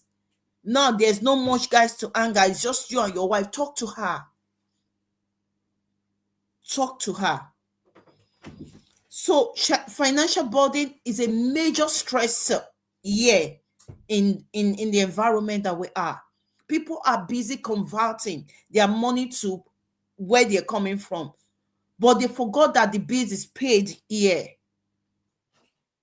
Shared responsibility. You don't bring 50-50 into the home. You all bring 100%. 100% into the home for your home to work, for your family to work. 100%. Transparency. Being transparent with one another. You discuss and run your home together. Together. Now, number 4, replace. This is how we do it in my culture. Replace that word and turn it to how do we want to do it in our home. Replace, this is how we do it in my culture. This is how we do it in my family. This is how my father did. No. Replace that word with how do we want to do it in our home. and what works for us in this environment. By the time you can have this honest, conversation, communication with one another, you'll find out that the stress will come down, because now you are not working on in an unexpected oh, this is what I was expecting, or met expectation. No, you are being realistic. You face reality, and you are able to iron things out. Healthy family negotiates, unhealthy family insists. So did you get that? Healthy family, they negotiate. You talk about it. Why unhealthy family will insist? This is how we do it in our family. It must be done like this. No. Now your children wants to get married, and you said this is how we do it in our family. For you, not everybody is here. For you to see how you can move things forward, you are insisting on the child to go to a place where she have never been, and you say you have to go there to go and do your traditional marriage, as if it cannot be achieved here. So replace this is how we do it in my culture with how do we want to do it in our home? What works for us in this environment? Now we'll go on to the third part, building effective communication. Building effective communication in a new cultural landscape. How do we do that? There are tools for communication tools for migrating couples. Migration reduces natural opportunities for connection. Migration reduces natural opportunities for connection because of long work hours, new routines, emotional fatigue, and lack of support. These are realities. These are true. These are things that are happening. Most people work long hours. They have new routines. You have to meet up. Your school runs is different from the way it used to be done. Now the children are in school, you pick them, and most time they have to go into their extra work or curriculum or the things they want to do, activities. And before you know, you are just finishing from work. You need to do this. If you are in church, you have commitment from church. You are going to do all these things together. How do you balance them? You're going to be exhausted if you are not constantly looking out for one another. Someone will be dying silently and the other person will not know. You need to be able to navigate this. This means that communication must become very intentional. I can't stress that enough. It must become very, very intentional. And how do we practice the 3C's communication model? Clarity. Say what you mean without attacking it. Straightforward to the point. Say what you mean without attacking it. Say be clear with what you want to say. Not just you are stating something and said, okay, today, honey, please can you help me with the kids? I'm meant to pick them today, but I have something at home, at work that cannot be moved. Is it possible for you to help me? Then is saying, oh, how do we do it? Rather than you going like, and you're like, please pick your children today. I cannot come and die. It's not only me. That is not the way. There are ways to communicate. You communicate with clarity. You communicate with compassion. And your communication have to be consistent. So say what you mean, clarity, with compassion, listen without defending. Listen without defending. And consistency, don't only talk when something is wrong. Create regular communication rituals. Imagine when your husband failed and you say, honey, we need to talk. And you know that you never come to talk except there is a problem. So you can see anytime you will use the word, honey, we need to talk. The man his guard is already up. because it's like, what is it again? What problem is it again?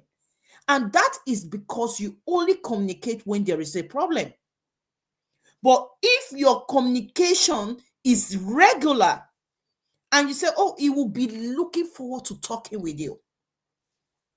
Now, how do we continue to build this? When you look at that compassion, clarity, and consistency, it helps your communication become so natural in the essence that the other person want to listen to you, knowing that you care, knowing that you don't beat around the bush, knowing that yes, this is my person talking. We just talk.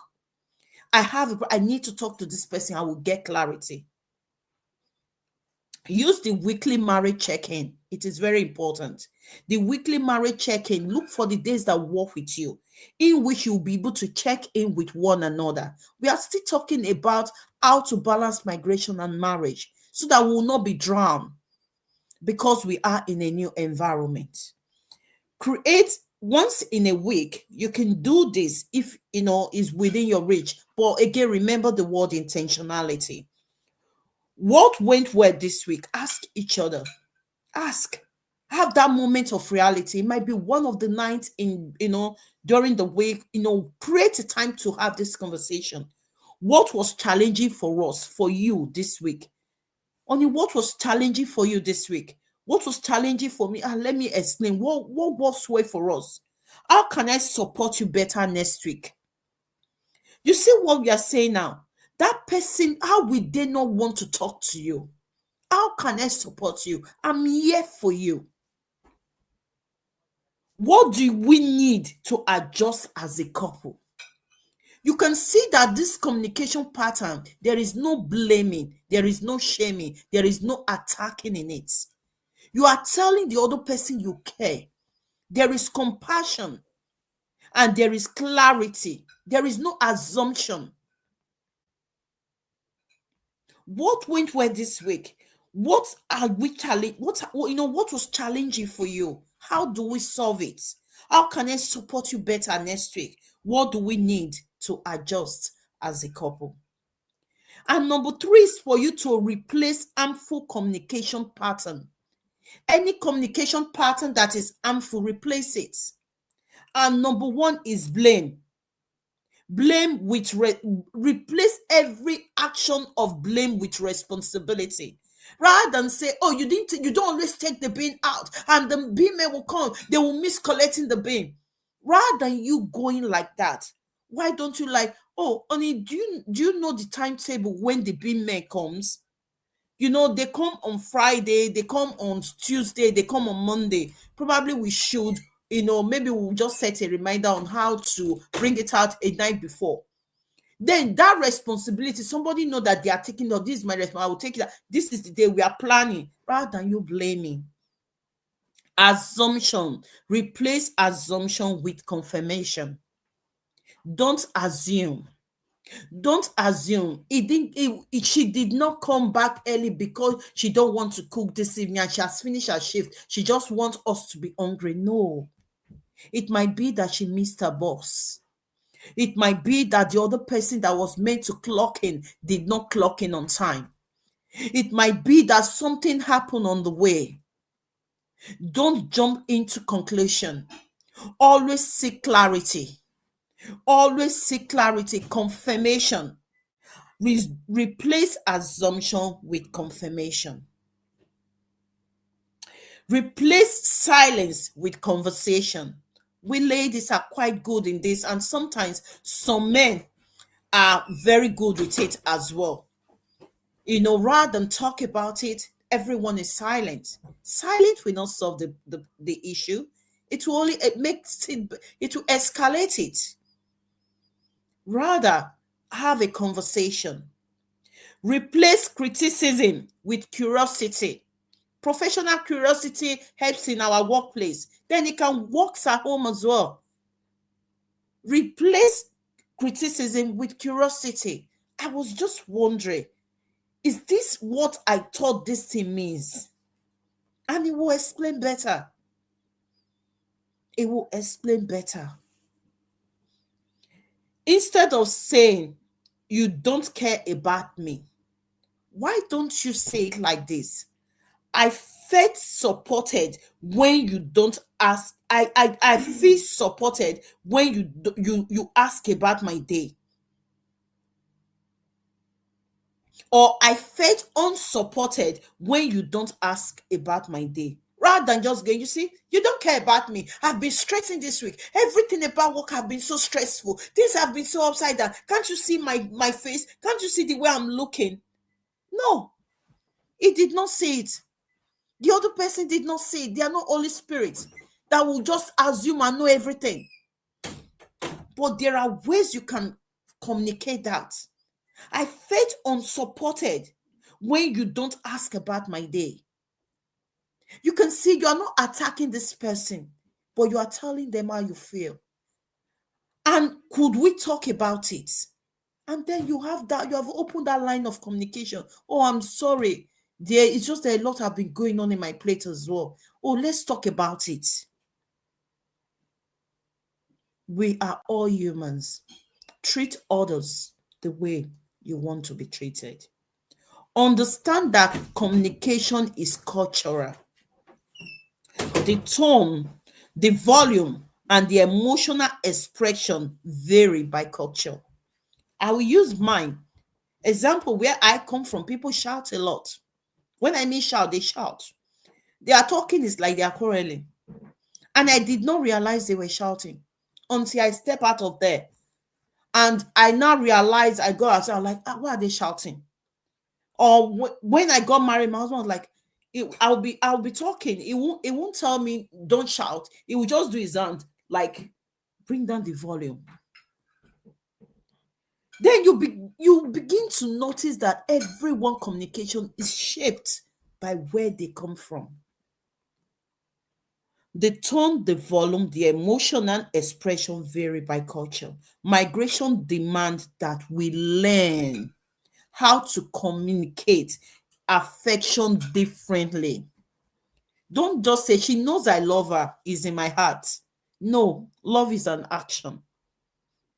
You want to do it, and let that person see it. Learn how to communicate affection differently, how to manage conflict differently from the way you used to know it, how to apologize differently, how to express need without guilt. All these things are ways in which, when you are intentional, you can improvise. So you now see why you need to replace this is how we do it with how can we do it now? How do we move? What works for us now? Because there is intentionality and constant change to meet the need of your family now. Now, part 4, I'm going to be talking about changing beliefs that no longer serve the marriage. There are beliefs that no longer serve the purpose in the marriage. You need to adopt them. You need to change them. And I'll just quickly run through with this because I don't know how much time I have left. Number 1, it is a mindset shift for a new season. So let go of limiting belief. There are beliefs that are limiting. Let go of. A woman should not walk. A woman should not be heard. A woman should only be seen. A woman should not be. A man should do this. A man have to do this. Please let go of limiting belief. The children cannot speak to someone and they look at you. There are a lot of beliefs that are limiting. Let go of. An example is women don't speak up. You just have to listen and follow. No, those are limiting beliefs. Children must not express their feeling. No, children express their feeling. My children will express their feeling. I will speak to them and I want them to tell me how they're feeling. I don't want to just dish out to them and they just take it. I want to know how they're feeling as well.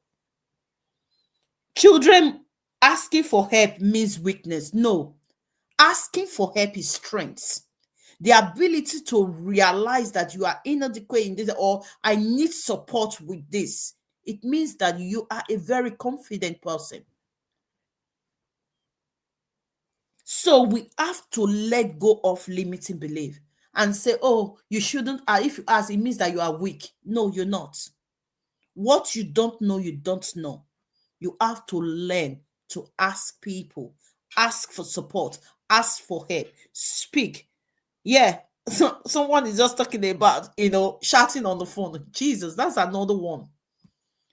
Things that we need to realign with. Learn how to say please. Learn how to say thank you. Learn how to realize that other people, you need to treat them with courtesy. Now, embrace growth mindset.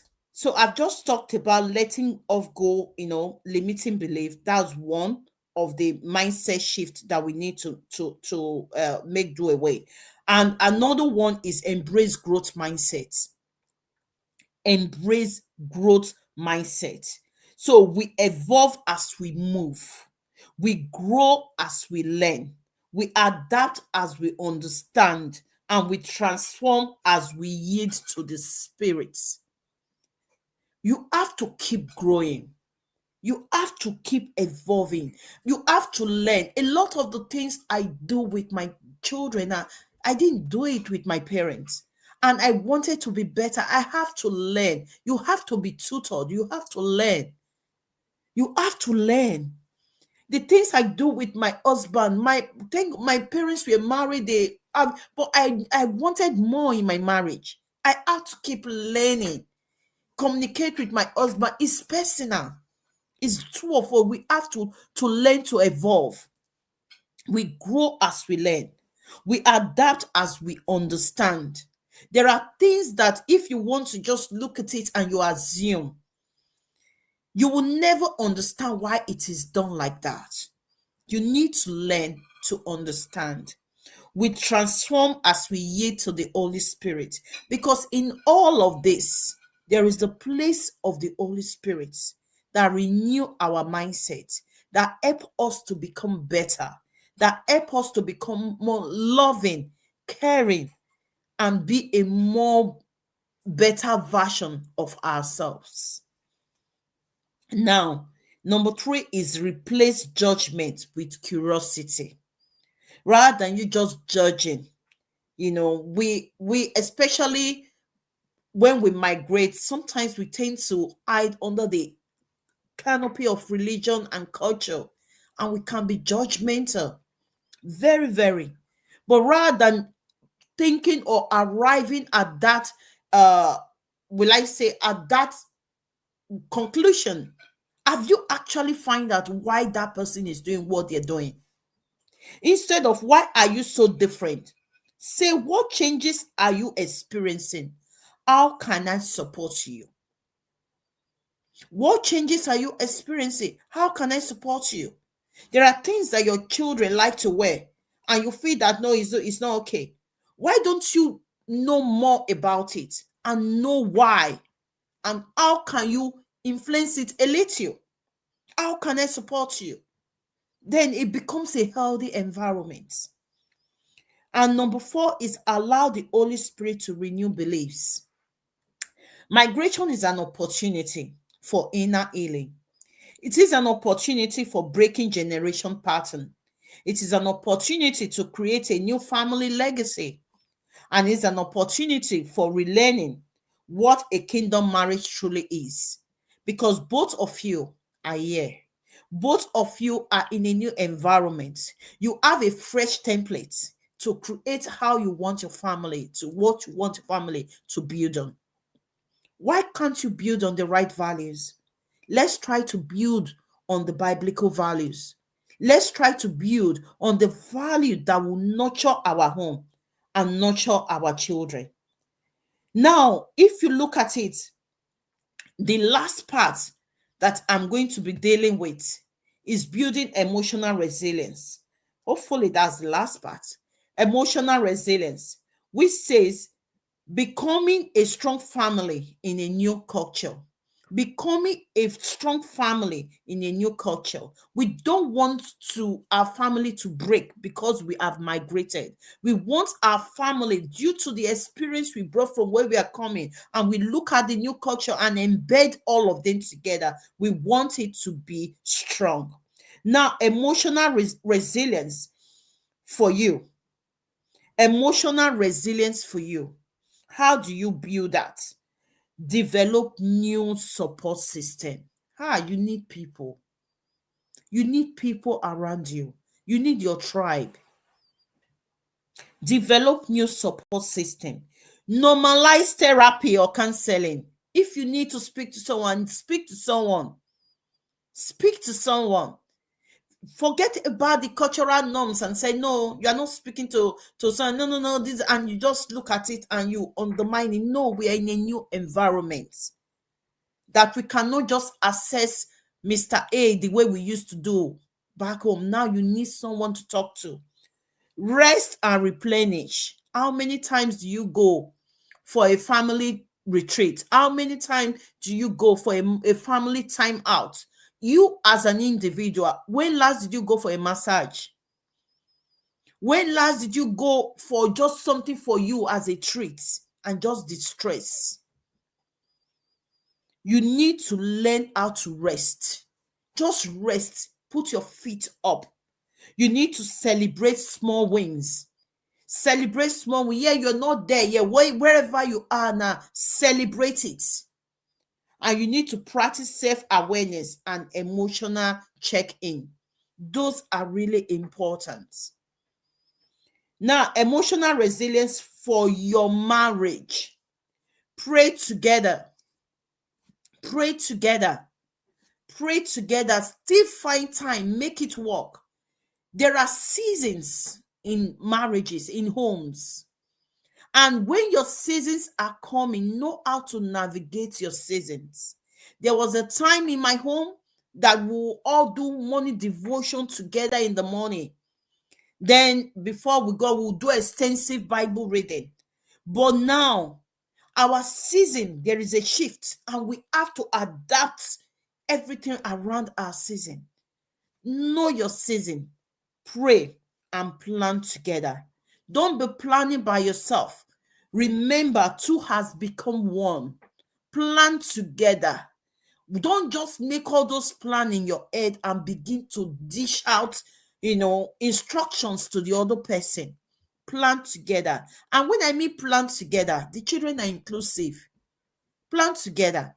My annual leave for next year, I've already written them all out and I put it on the family group. For me, my husband, my children, everybody, so that they'll be aware. We are planning anything, we all plan it together. We are all included. It's choice. Promote their choice as well. Protect one another. Protect one another. Protect one another. You cannot give your children out to other people to feed on, or your husband or your wife. You are all a team. Protect one another. Prioritize your bond. Prioritize your bond. If it's only once in a month that you can go for a meal, go for it. Before the children will grow and leave, and you become a co-host in the house, you are just there. No, the bond, there is nothing binding you both together anymore. You need to prioritize doing things together. Go for a walk together. That will cost you nothing. Go for a walk. Go for a meal. Go out. If you can afford, you have somewhere. We talk about support system. Go out. Go away for a night or two. Be intentional about keeping your home going. Emotional resilience for children. We looking at them, helping them, embrace them to embrace their identity. Help them to embrace their identity is very, very, very important. Listening without dismissing their feeling. Sometimes we want to project our thought. It can be challenging, but the more you learn and you practice, you become very good at it. I keep learning from my children. They are learning from me, but I'm learning from them as well. They just need to open up and know that you are learning. Being patient with behavioral changes. There are times there will be changes. You need to understand the season they are going through as well. I remember when my daughter was doing her exams, as in she's someone that is very organized. She will keep her rooms and all that. But I know that she had a lot to do with her study. And a day I was working from home and I entered her room. I said, no, this is not her room. This is not the way her room would normally be. And I cleaned it up. And when she came back, the way she had been, because of the way she hugged me and she said, thank you, mommy, I know that it really touched her. We need to be able to be there for one another. Being patient with behavioral changes, creating emotional safety at home. Your children should be able to come to you to have this very, very, serious conversation with you. You have to be able to hide your shock and be able to embrace them so that you will not drive them away. Be able to talk to them. Modeling stability and faith. If you want your children to serve your God, if you want them to know your God, if you want them to love your God, you cannot force them. You have to model Christ to them. You are the Jesus they are seeing. Because if you have them to love, you are the love they're saying. If you want them to be patient, you are the patient they are saying. If you want them to be gentle, you are the gentleness they are saying. Anything you want them to be, you be it. Model Christ to your children. Model salvation to them. Let them see what you are doing. Let them see what it means to be sacrificial, to reach out to others, and to be able to lead with dignity and respect. Let them see this in you. And I just want you to remember, your home becomes your child's first country. The first country your child will experience is your home. It's not where you're coming from. It's not where you are now. Your home is the first country your children will experience. If your home is peaceful, your children will flourish, even when the outside world feels very unfamiliar. Your home become their safety. Your home become a place they come to and they are safe, a place they come to and they are secured. Your home is the first country your children will know. And my final word today is that when we bridge our culture with wisdom and adapt with compassion, love, and mutual respect, our children inherit strength, not trauma. Migration can either break a home or build a stronger, wiser, more resilient generation. The choice is how we adapt, how we communicate, how we love, and how we honor God in the process. May God give us the grace to build marriages that stand strong in every nations as wherever He is planting us, in the mighty name of Jesus. Thank you for listening. God bless you. Thank you very much.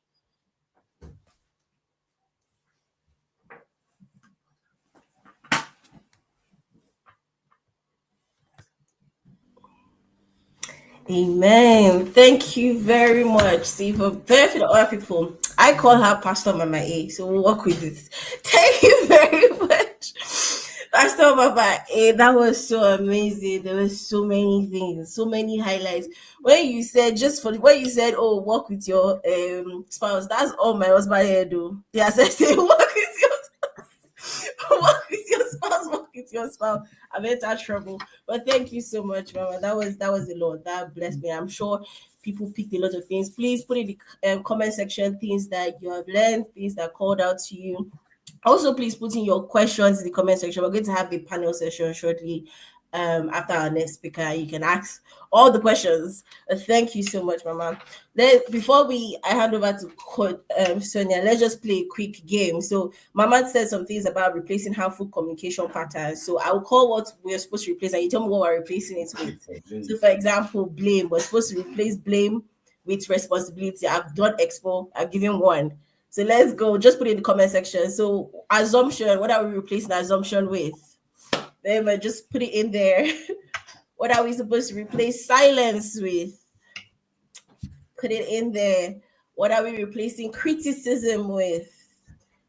Paying there. So let's see if people are paying attention.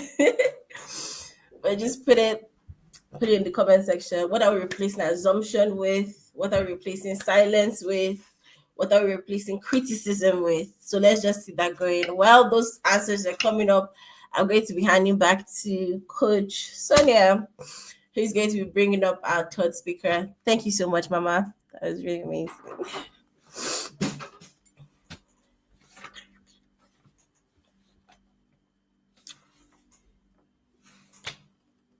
Okay, why did she run now? I was just going to come and appreciate her, and then she just ran. Thank you so much. I was about to say Pastor Mrs., but let me just say, okay, thank you so much, Mrs. Let me so that when we call again, she Yeah, can don't answer. worry. I just want to quickly say, Patience Oloru Toby. I am going to send you my book, Inner Harmony, Resilience Beyond Chronic Stress and Burnout. I'm going to send it to you. So please, if you have my number or just private chat me, because the way this person has been active in the comment section, Energy.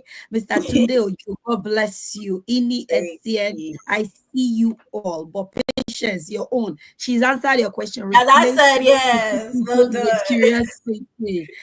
That is just amazing. She's been giving it to us back to back, back to back. All the coach, she's just added it. And I saw Coach Hope as well. She said, Ah, oh, Patience has answered you. has come Replace criticism again. with Thank you. a scholar. He is super, super duper amazing. I'm going to I hope you're in the UK. Oh. So if you're in the UK, it will just make it easier for me so that I can send. If not, we'll find a way to do it. Thank you so much. I appreciate you for everyone that has been watching Journey and resend. People are saying I'm resending on my WhatsApp status and everywhere. Thank you so much. I really do appreciate you. Let's not waste so much time. I'll quickly read the bio of our next speaker. She's patiently waiting. I'm looking forward to this one. I'll see you later, Ilwe. Thank you. Okay, so let me read this. The next speaker is Mrs. Motogo. She's a dynamic entrepreneur, an experienced professional with a strong background in law, business management, and community engagement. She is the proud founder and CEO of Cake Moro, a cake production company she established in 2015. That means 10 years ago. Wow. Where she built a reputation for excellence and creativity in the culinary industry. In addition to her entrepreneurial work, Mo has made a mark in the IT and legal sector. She's so multifaceted. Look at that, okay? And a legal career includes significant experience as a legal consultant in corporate, commercial, and environmental law. Mo owed an LLB in law from, this name, forgive me, Lady Mo. Oh Lord, you're going to have to help me with this.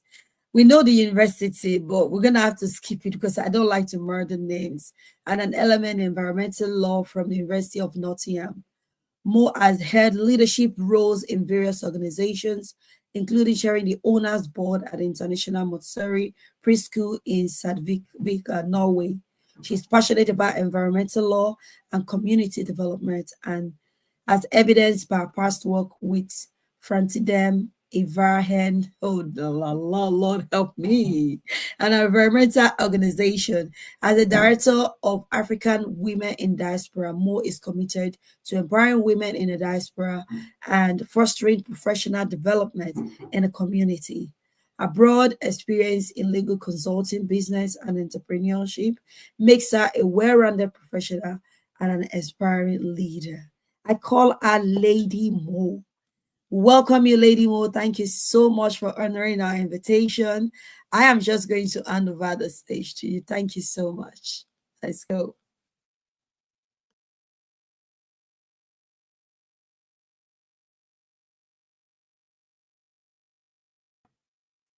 We can't hear you. I'm not quite sure why. We cannot hear you. You're not audible. Oh, patience. Thank you. Just keep sharing. Technology is not helping our ministry today, but we shall overcome.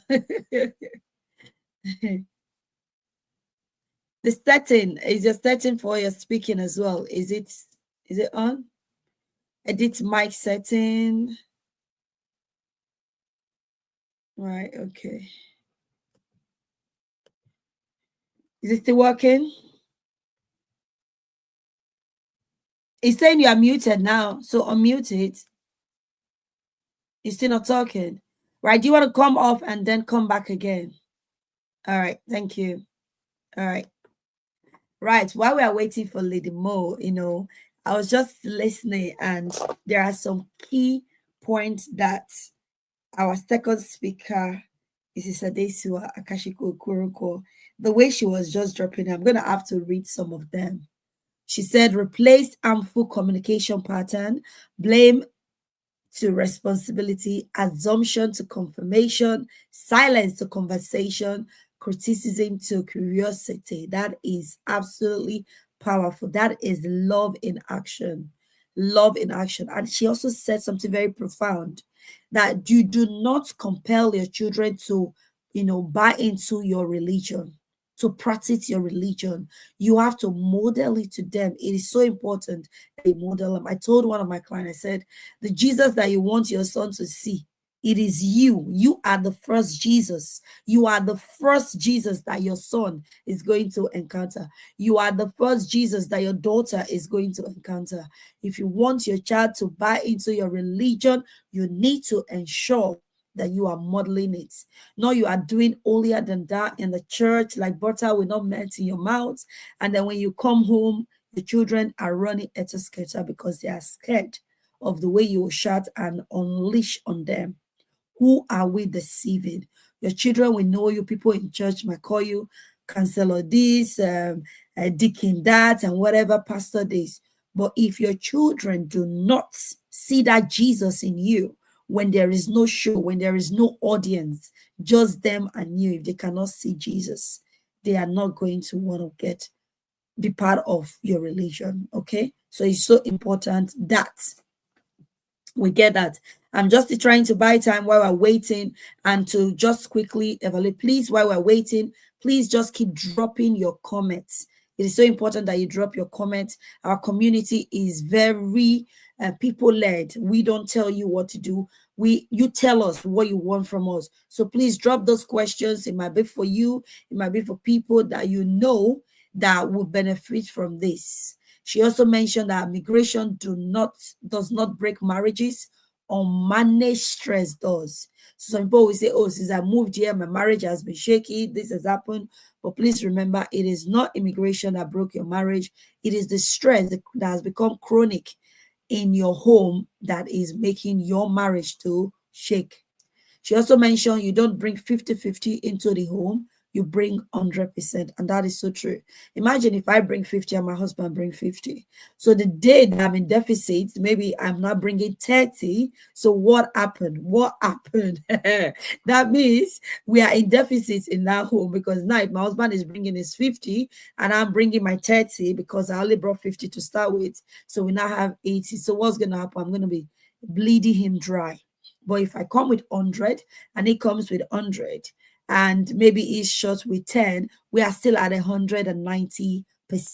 Can you see the logic behind that? For those that, you're trying to work it out, that's how it is. It's better we have more. Healthy family negotiate on healthy family insist. Hey, please don't be a bulldozer. We're talking about dictatorship in politics. Please, let's not become that as well, become what we despise. She is back. Please say something, Lady Mo. Oh my God. Oh, please, at this point, say a prayer for us if you are listening or watching. I think I can hear you. What is going on? Your mic. What's going on with your mic? Oh, I heard you. Say it again. Can you hear me now? Oh, thank you for all the prayers. I'm going to leave you now. Okay, bye. Okay. Good morning, everyone. My name is Mo Toga, as Coach Sonia has introduced me. I reside in the country of Norway, where I've lived for a total of 19 years and basically raised my family and my 4 boys. So, yes, I'm not a football mom, as a lot of people would describe moms with boys, because none of my boys play football. They play basketball and they're into um, music and all other things, but no football, I'm afraid. So I'm sure that there are other people that can identify with me out there as well. So today I just want to talk to us about, raising our children in this part of the world, in diaspora.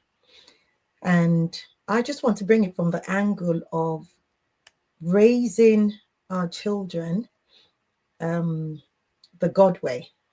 Obviously, I'm a Christian.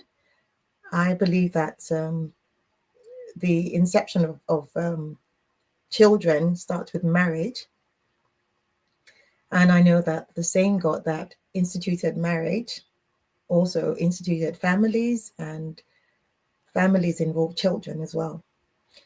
So from this angle, I would just be speaking to us, and a lot of the things I'll be talking about will be my personal experiences, and also just hinging a lot of my experiences as I have experienced on God's word, and how God has taught me and how the Holy Spirit has taught me. My eldest child is 20 years old now. He turned 20 in January, and he left home for the first time 2 years ago, nearly 3 years ago.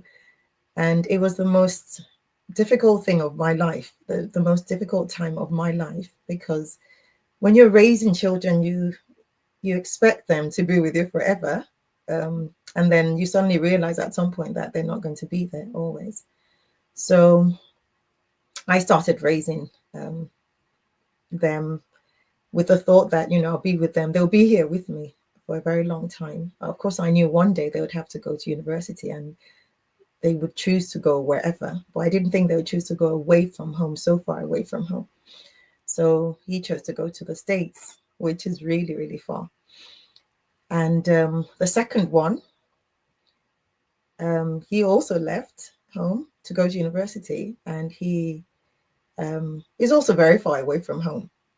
The third one, thankfully, and the fourth one are still with me. And the fourth one is a bonus that we got 8 years ago, after I thought I was done with having children. So he's going to be with me for a very long time. And there's an 8-year gap between him and his the brother before him. So I'm glad that I have him, actually. I'm glad that he'll be with me for a very long time. So, okay, so getting into today's discussion and my angle, raising children in diaspora. It starts with actually having a good family setup. And that starts with having a beautiful marriage. Now, I don't know about you, but I know definitely that when I got married, it was exciting to think about having children, but then I don't really think I brought them into the reality of my existence, because if I'd done, I think I would have expected all the hitches and all the difficulties that I experienced when I first started having children, and especially in this part of the world. So I moved from Norway, from England, where I had my family, to a totally different country. I moved with an 18-year-old child and with a husband that traveled a lot with his work, and didn't realize what life would be like anyway, raising an 18-month-old child. And also I was pregnant, 7 months gone. So I was a pregnant woman with an 18-month-old child, moving to a new country with my husband, who worked a lot away from home because of his job. And I basically didn't see a lot of the things that happened to me coming, because when nobody sees into the future when it comes, we all take it one day as it comes, and we expect that everything's going to be, things will fall into place. But in reality, obviously, that isn't the case. And I then ended up 3 months after I moved to Norway with 2 children under the ages of 2 years old. So I had a baby and I had the 18-month-old who then became 20 months old. Anyway, the journey began then, the real journey, because now it wasn't just one child, but it was actually 2 children. And it was difficult, I must say. So I found myself changing nappies and cleaning a lot, because at that age you do a lot of those things. And you don't realize how demanding those things are. But I found them very demanding. I came from a background where I didn't do too much of too much of cleaning, too much of anything really. But here I was, and obviously away from my family and even my friends. But I had to be real with myself, and I had to face the reality of my existence, and also make a quick decision as to what I wanted out of life. And I've also got a very practical aspect of me. So I wasn't just thinking, okay, everything's going to fall into place. No, I also thought, how do I make this work? I couldn't, I told my husband, I think many years after, about 20 years after we were married, I said to him, I said, I had to support you because I couldn't pay your salary. I didn't have a job myself, moving to a new country, and I could not pay his salary. We had to feed, so I couldn't demand that he would not take the job or demand that we would leave. So I've been asked many questions, and people ask me, how did I do it? Well, first and foremost, I had to lean on God totally and completely. I had to seek God to help me, because I did feel like, I say this every so often, that I felt like the hired help, because I was doing the cleaning, I was doing the cooking, and I was doing, I was doing all the chores, and they seemed so menial for a professional, someone that went to university and got a degree. They seemed so menial. But then later on, I had to speak to myself, and instead of being angry with my husband, because I was at some point, because I felt like he put me in this situation, I had to basically just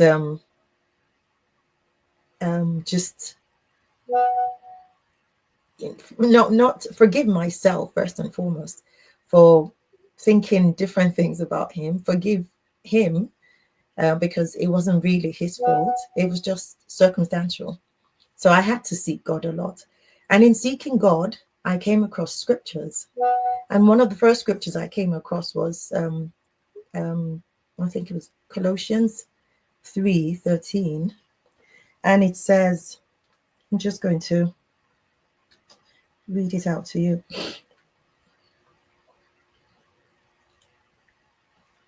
It says,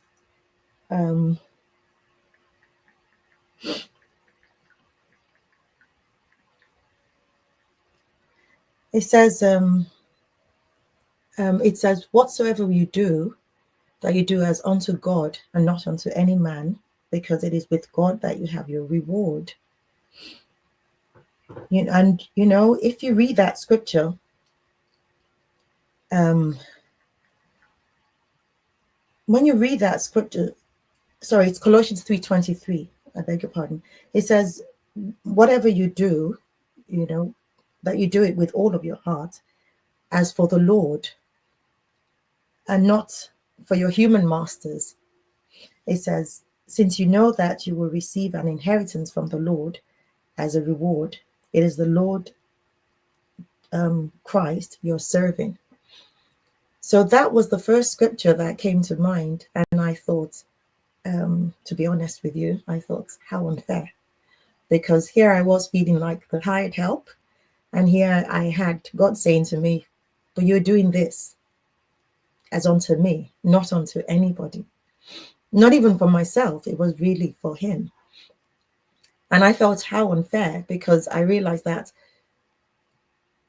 I had to be submissive to God. I needed to do this. I needed to submit to him, because this is what he said. But I found it so difficult to do.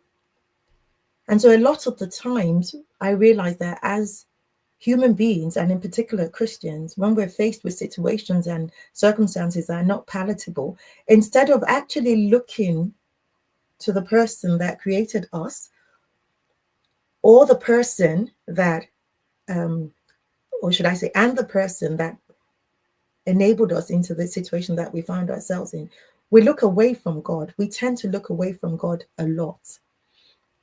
And we don't bring him into our situations. He's usually our last resort instead of being our first. But for me, bear in mind, I moved to a new country. I had no friends, didn't speak the language at the time, had nothing. So I didn't even have anybody else to look to but God. And God gave me this word, and I felt, this is unfair. How is it that Mommy, Dad is calling you. how is it that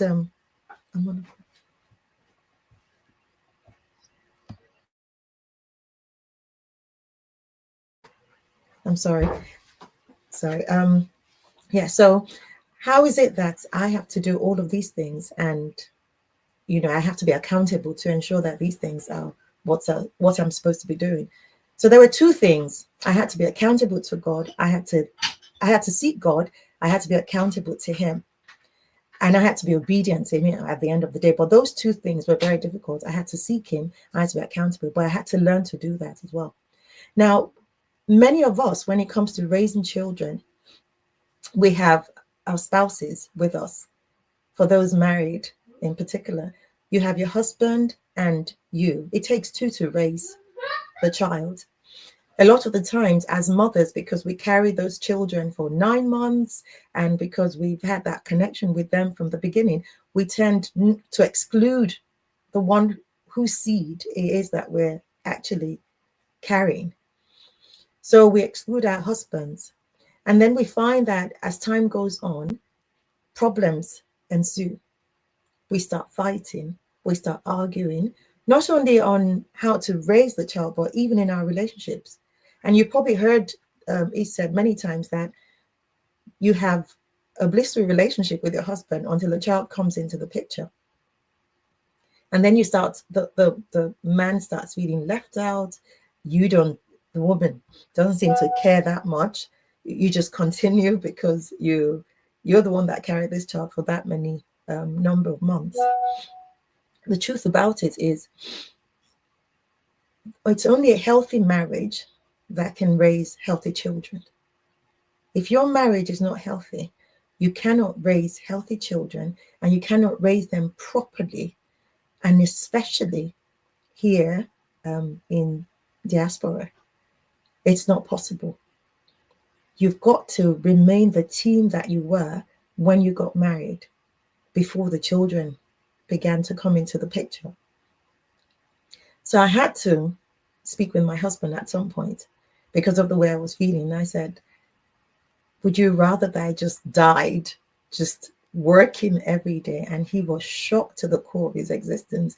I can never forget the look on his face. And he said, why would you say that?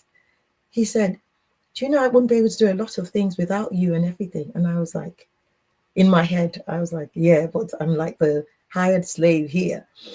And he was like, but why would you think yourself as a slave? But that's how I felt. But he was right to ask that question. Why would I think of myself as a hired? This was my family. This was me pouring into my family, into my children. Why would I then consider myself less than what I am? And a lot of women, especially in diaspora, where you have no help, you can't employ someone to help take care of your children. Once they've left school or the kindergarten, they're home with you. We begin to feel that way. And some of us don't want to be honest with ourselves, but that's exactly how we feel. And we don't want to talk about it. But the thing is, it begins with talking about it. Actually being honest with yourself and saying, okay, this is how I feel. And then being honest with your spouse and saying, I feel this way. It doesn't have to be said outright, like, oh, you're treating me like a slave. No. And maybe not as dramatic as the way I presented it to my husband, like saying, oh, would you rather that I died? No. Although I can be very dramatic, But we can always find a way to say things that would be received well. But then we have to say, we have to speak. Because if we don't speak, then your spouse becomes your enemy and you don't achieve the things that you're supposed to achieve, raising your children. Because then you become two separate people, just cohabitants, living in a house, raising these children. So you're kind of like just supervisors for them. You're not really their parents. So after my discussion with my husband, he then he said, "Oh, but if you ever need help, you can ask." Now, after all these years, he knows me and he says it now. And he says, "You don't like to ask for help." Because I'm also of that school of thought that if I need help, or if I'm in a position of, needing help, I think if there are other people around me, they can see. And I think a lot of people are like that as well. You expect the other person to see what you're doing, and you expect the other person to come in and say, "How can I help? What do you need help with?" But we're not all the same. We've got two kinds of people, I say to myself now. The older me says now, we have the people that would readily ask for help and say, "Help me," And they're usually the kinds that sometimes I look at and I'm like, okay, you can just don't break the man's back by asking for help 24/7, But then they're the other kind of people like me that expect other people to see and to take initiative and to ask if they could help me or to just step in. So anyway, after that initial thing, my husband discovered the kind of person I was, and I said, "Oh, I prefer people to see and to ask me and everything." But over the years, I've also learned to ask. So if you don't ask, you don't receive, really. And to raise children, also having a healthy marriage, you've got to ask, because it can be very overwhelming. It can be overwhelming, you doing the school runs, because a lot of the mothers are the ones that take the children to school. They, in my case, moving to another country, have to learn the language. Not because it's so much easier for women to learn the language, but it's actually because, asking for help doesn't mean that you're weak. That's right. It doesn't mean that you're weak at all. I've just seen a caption. It doesn't. It just means that you need help, because you can't do everything by yourself. And a lot of moms are the ones that do all the running around, and we feel responsible because we have the mother hen instincts in us. So we feel responsible. We're doing all of those things. But, at the end of the day, the truth is you didn't have that child alone. And you must allow the father to be a part of the upbringing, both of you raising your child and your children, because that's how God designed it. And I always say that when God said it is not for this shall a man leave his father's house and be joined to his wife, and they'll become one flesh. It was actually the case of the man totally leaving and both of you starting a new life together, which meant that you had to bring in, but not so much, your culture, where you're coming from as the woman, and he brings in his culture, and both of you are supposed to try to mix and match your cultures and create a new culture that would benefit your children and your family on a whole. And a lot of people don't do that.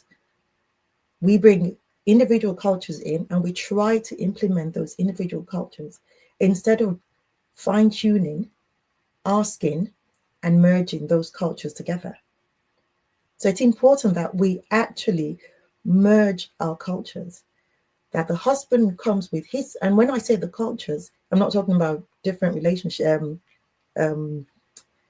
cultural differences, but it's just our upbringing, culture that we've been brought up with. You know, we have lots and lots of value systems that we've grown up with.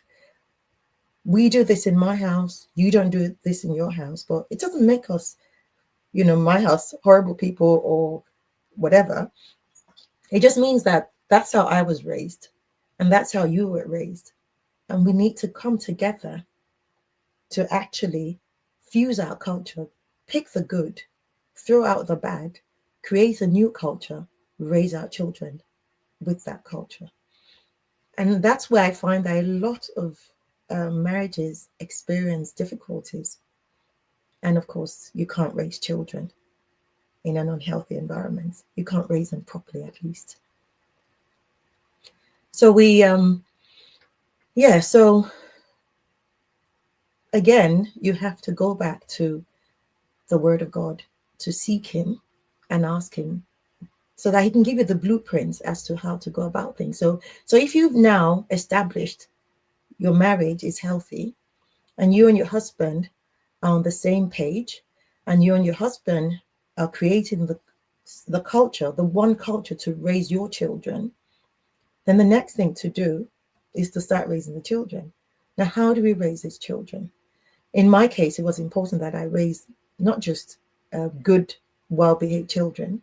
I wanted to raise godly children, kingdom children, and especially because I didn't have any girls and God gave me boys, I wanted to raise not just kings, but also servants. Because a lot of women raise their sons as kings and not as servants. And then when we think about, especially talking about boys now, because that's my experience, we raise our children, our boys, as kings, and that's beautiful. But we also have to raise them as servants. We have to raise them knowing that it's not only the females that go into the kitchen to cook. We have to raise them knowing that it's not only the females that do the dishes or clean aspects of the house. They have to have chores. They have to be able to get their hands on the ground doing things. The reason being that when they get older, it becomes second nature to them. They realize that this is nothing. And then we don't have those issues that we find in a lot of marriages where typically the man doesn't go into the kitchen. I remember many years ago when we just got married, we had some visitors, and one of them was a 10-year-old boy who came with his parents, and he had traveled from Nigeria to visit. And he saw my husband. He went to the kitchen. I don't know what he went to get in the kitchen, but he went into the kitchen and he saw my husband doing the dishes. And he said, he asked him, he said, "Uncle, why are you doing the dishes?" It was so alien to him because obviously he'd never seen his father in the kitchen doing the dishes. But you know, the generations have changed. And especially when we live in a different part, it doesn't make the man a lesser person. It just makes him a whole person. And we see this example. I use the typical example of Jesus washing the feet of the disciples because we knew the disciples knew him as master and Lord. But then when he got to the nitty gritty, he showed them that he could be servants as well. And he gave that example that we would also every once in a while get on our hands and feet and knees and do the dirty, so to speak.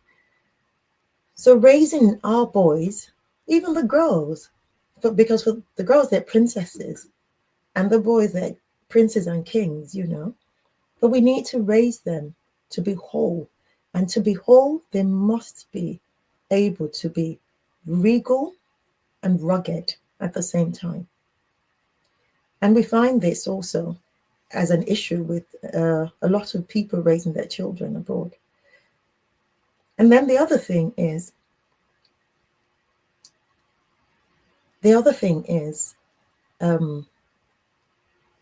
you know, we have a value placed on boys, and we don't really think about the girl child. So we tend to, even when you've got mixed children, you've got boys and girls, you tend to treat the boys, even when they're younger than the girls, like they're the lord of the manor, and it ought not be so, because the truth about it is that we raise them wrongly, believing that, because then we're not raising them whole, and then when they grow up, they have a different value system that contradicts what they really ought to be pursuing after. And before you realize it, they're having issues in their marriages as well, because they never actually learned to see themselves as equal, to see themselves as, just living life and taking their place in society. Because in society, you're not going to always be at the head. Sometimes you have to work your way from the bottom up. And if we don't start teaching them from home, then it becomes a problem. So in my case, I only have boys, and I always say to them, I'm raising you so that some woman one day will thank me for raising not just kings, but also servants. So, so my journey just has basically been like that, just learning from God, leaning into Him. One of the scriptures that helped me gravely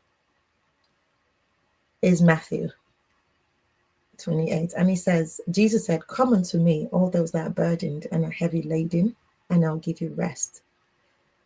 If you're finding it difficult to raise your child, God has the blueprints. He gave you those children. He gave you that child. And all He requires is that you go back to Him and ask Him for help. And He will definitely answer you. He says to call unto me. Those are to call unto Him, and He will answer, and He will show us great and hidden things that we do not know. That's in Jeremiah. So my advice, it's not difficult to lean into God. You just have to do it, just with reckless abandonment. Just take God at His word, and let Him just lead you. And you see that if you do this, even in your marriage, you find that you have amazing experiences and amazing results. One advice that my brother-in-law gave me when I got married, I share with everybody that cares to hear, because I've used it in my life, and it applies to every aspect of life as well. He told me this. He said, marriage is ministry. You have to guard it jealously, because out of that marriage is going to come so many things. I'm forever grateful to him for telling me that, because I didn't see marriage as ministry before then. But when you do see it as a believer, then I'm able to actually be accountable. So, yes, the thing is, if you show that you're together in a team, your husband and you'll be amazed what happens with the children that you'll be raising, because you'll be raising them as a team. My husband used to say, children are the best marketers. They come to you, they ask you for something, and then they go to the father, and ask you for another thing. At the end of the day, you have to have one voice in raising your children. If mommy says no, then the likelihood is that daddy should say no too. So in my case, whenever they came to me and they asked me for something, and then went to their dad always said, what did mommy say? If they said mommy said no, then it was no. We could discuss it later, but we had to have that unity. So yes, it was raise them knowing that you have that unity as well. And raise your children as one too. Raise them like you have a broom. Raise them as one with no preferential treatments, no matter how the experience of birth or delivery was. No preferential treatments. Raise your children the same because they'll thank you later. Because in that way, you avoid sibling rivalry, you avoid a heartache in your old age too. So I think, yeah, and again, raise them according to God's blueprint. Let them know God, give them God from an early age until you hear them saying to you, oh, but shouldn't we pray about this? You'll be amazed. So my journey has been easy to a large extent. Wasn't always at the beginning, but when I discovered all of these things I'm sharing with you, it became easy. And I'm still journeying and I'm still applying those principles and I'm still leaning into God, asking Him for wisdom every step of the way. And I'm seeing amazing results still. So thank you. I hope I've been able to.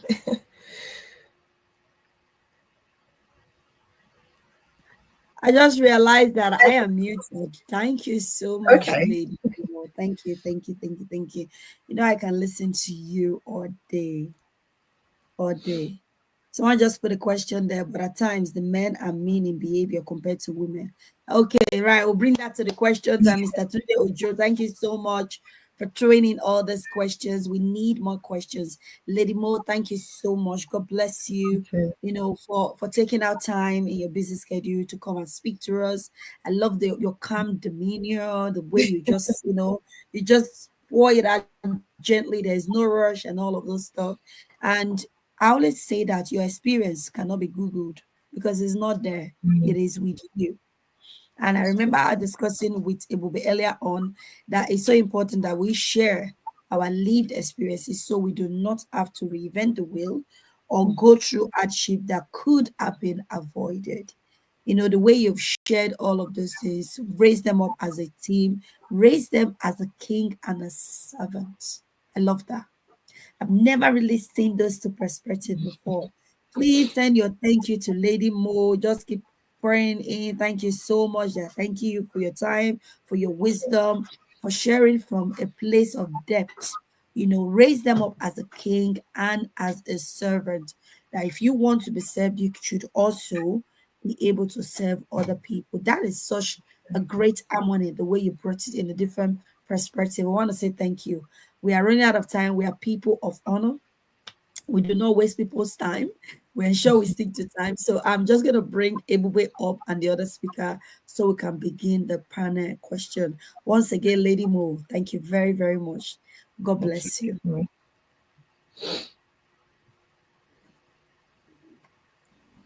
Ebube, over to you. You Thank are now in charge. Thank you so much. Thank you, Lady. Well, I'll adopt the way she calls you, Lady. It sounds so classy. Thank you so much, Lady. It was really amazing. Learned a lot, especially seek God, be accountable to God, be obedient to God. Really, really key. Thank you. So, like Coach Sonia said, we're going to jump into the panel session now. We have our three speakers here, and please drop your questions. I will pick them as I see them. We also have some questions to go through.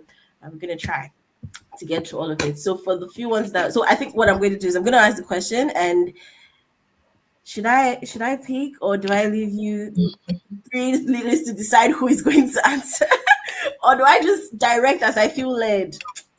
Let's see. Well, I'll do a bit of both. The first question is from Mr. Tunde. He says, "I love communication, but it's as if my partner does not have the time. How can we improve our communication system?" I'm going to direct this first question to Mama Adeswa, please. Thank you very much. I hope everyone can hear me. Yes, yes, we can. Okay, all right. Thank you, Bobe. With just going addressing the question, I'll go back to the presentation. We talk about intentionality, and I can't say that enough. In simplicity, explaining intentionality. I explained that to my daughter yesterday. I said we always say we don't have time. And when we use that word, it means that whatever it is we want to do is not important enough for us to create the time. And why did I make that statement? I had a very busy day yesterday. And by the time I go home, I was so tired and I just felt like having my shower and going to bed. But there were things I needed to do that was very dear to my heart. And I still went to the kitchen. I prepared the meal. I packed those meal and I entered the car and I have to drive for 30 minutes to deliver the first batch. And I went drove for another 15 minutes. That was about 45 minutes to deliver the second batch. And by the time we're coming home, all my body was screaming tired, go to bed. And I still needed to prepare something before going to bed. And I needed to join a prayer.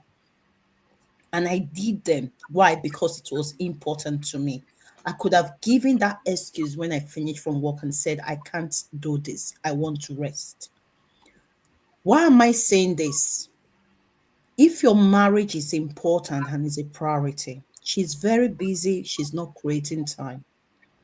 You can work together, have this communication, talk, and just book something.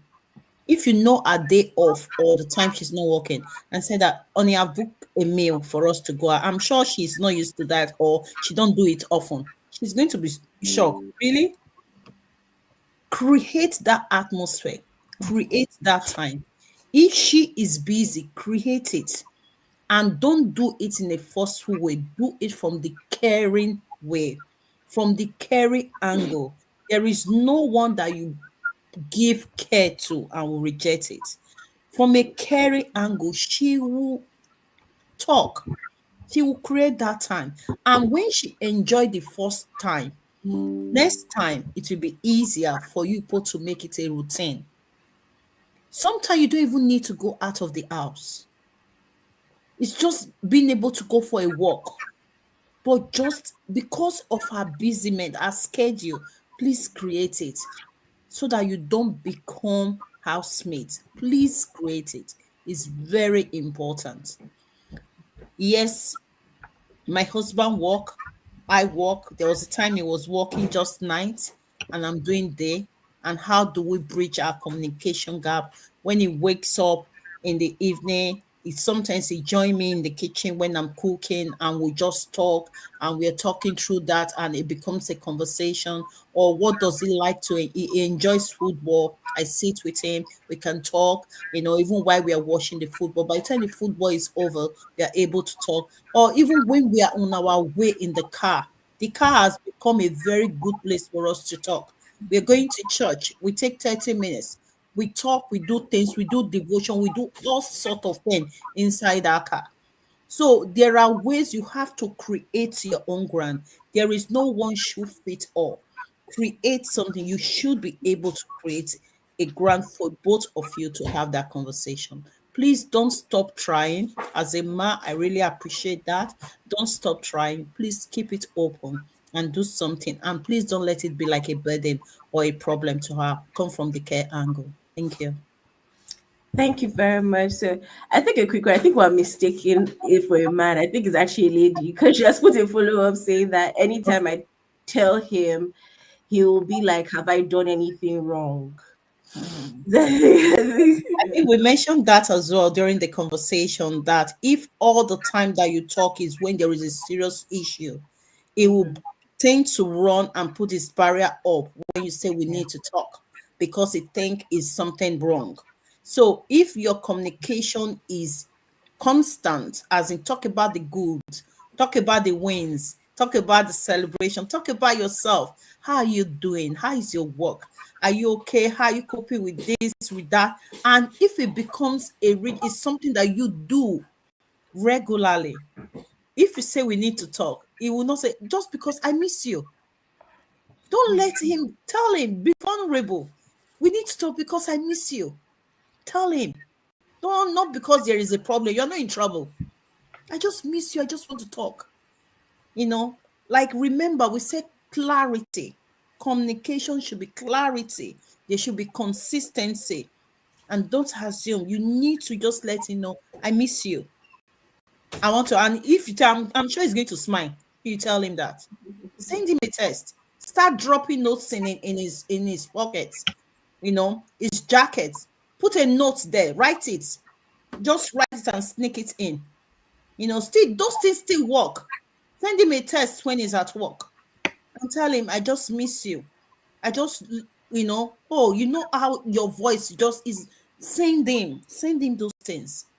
There are ways, it makes a man curious. We will say professional curiosity. This marital curiosity makes him curious to know what you want to talk with him. Thank you. Thank you so much for thank you. I think that's answered the question. Just for time, I'm moving on to the next one, and this one I'm going to direct to Lady Mo because it came up during when you were speaking. It says, "But at times the men are mean in behavior compared to women. How are we going to handle that?" Well, meanness is relative. So is he when you say mean, in what aspect? What are you talking about exactly? Because this is your husband. So this is not another man we're talking about. This is your husband. So when you say he's, if this is your husband, you're talking about that he's mean, what exactly are you talking about? Is he a mean person by nature? Or is it that when it comes to certain aspects of your relationship that meanness comes out? And the reason why I say this is because, some men are really jolly, very, very jolly. They do their things. They seem like the best husbands and everything. And you also enjoy that they and agree that they are probably the best husbands and things like that. So what is it that brings out his meanness? What aspect of life highlights his meanness? That's what I'm trying to get at. If you know the aspect of life that highlights his meanness, again, my go-to is the word of God, to God in person, the one that created that person. And he knows how to get through to him. So if I go to God and I ask him, and this is me talking from a Christian perspective, if you go to God, then he would download to you the strategy that you would use to actually deal with this person that you're dealing with. There is nobody too difficult for God to handle. If God could have changed Pharaoh's heart in the Bible after it was hardened so much and wouldn't let the children of Israel go, then there's nobody that he can't deal with. There's no heart he can't deal with. So if that meanness bothers you, if you're not the one that initiates that meanness, because you also have to be honest with yourself. Sometimes we say, the man is mean, but then you're probably the trigger for him. There's something that you do that triggers it, which you haven't also stopped doing. So to be honest with yourself is to be wise. What exactly is it that, creates that meanness or is it just a mean person? In which case, I don't believe that, because why would you marry a person that is mean or be with a person that is mean? So it must be an aspect of him that exhibits that meanness. And when does it start? How does it start? What triggers it? If you find what triggers it, then you can actually handle it. So for example, if your husband likes football, he loves football and you don't love football. I'm a typical example. I'm not a football person at all. Maybe that's why my children are not, they don't play football at all. I find it very ridiculous that, a group of men are running around a green field and chasing after leather, and everything. So I find it ridiculous. I'd rather play other things, other sports. But having said that, my brothers love football. My dad loved football. I grew up with people that love football. They'll go and watch matches and things like that. I didn't want a husband that liked football, so I prayed. I said, Lord, I don't want my husband to be a football fan or a football fanatic even. And eventually, I was grateful to God that he gave me my request. My husband is not a football fanatic. He will watch if, there's a particular team that he likes playing or something, but He's not really the type. So if my husband were the football person, and you know that this is his thing, you know that adrenaline that you know they get from football, and all the testosterone flying about from that football match, and then you go to him at that particular time to say to him something like it's a distraction, he's going to be mean, whether you like it or not. His mean aspect will come out, you know. So I'm just using that as an example. What is it? Is the trigger? Is he always mean? Is it something? So of course, with that, for as an example, you learn not to. You don't belittle it and say, "Oh, isn't it just football?" He doesn't like that. He doesn't. You know. You also have to learn that at that point, he doesn't want to be disturbed. You have to wait. Just like when our children are asking us for things and we're busy, and we say, "Wait, wait, wait," and they don't want to wait. You find out that we replicate our children even as adults. We also don't want to wait because you want to tell him that thing or get that thing across to him there and then, but you also need to wait. You have to catch him at the right moment when he's not watching his football, maybe when he's eating even, and he's doing something less manly or less, you know, that he's into. So we have to look at the, you know, the culmination of our marriages. I'm not knocking football. Please don't get me wrong. I'm not knocking it. You love football, and that's good. But I'm just talking from my point of view. I didn't want football, so I got a man that is not really into football. But if you like football, of course, no problem. I wish my boys played football actually, but they just didn't. So yeah, so that would be my take on it. It's difficult to say, to give a clear-cut answer to this, because you have to also look at, you know, what the triggers are. What is it that makes him mean, or is he just a mean person? In which case, there is a problem, a fundamental problem. Thank you. I know we have more questions. Sorry, it will be. It's just that one knocked me out. I thought all of you should see it. Carry on, it will be. All right, thank you. So this question is coming for you, Coach Sonia. No, I just wanted to ask something before we move on to the next question, please. Okay, yes, please. You know, with that person, she sent something for that when the person talk, instead of talking to the children on the low voice, want to shout and take everything into seriousness. Let me come to you from someone that has been burned out, roasted, you know, burn. You can smell the burn. When people are in a state of chronic stress, they will love you, but irritability is their companion. And when you join them or you are near them, you are going to get a bit of that smoke. When the fire is hot and you try to, when a pan is hot and you try to lift it, what's going to happen to your hand? You're going to get burned. The way you are describing this person, being mean, this is part of the things that we talked about before. That relocation have a way of putting a lot of pressure in us. That will begin to exhibit some characters that was not part of our personality. It may not be meanness. It may just be his tolerance level has been strained quite a lot. And as a result of that, instead of thriving, this person is not surviving. And when you are surviving, you don't have enough energy to show love. You just have enough energy to preserve your sanity so you don't run out of the house naked, stark naked. That is just the truth. It just seems this person might be under a lot of chronic stress. And as a result, they are turning into someone that you do not know. For someone to be shouting at their children, that is not someone that is happy or someone that is stress-free. We cannot eliminate stress. However, we can know how to manage our stress.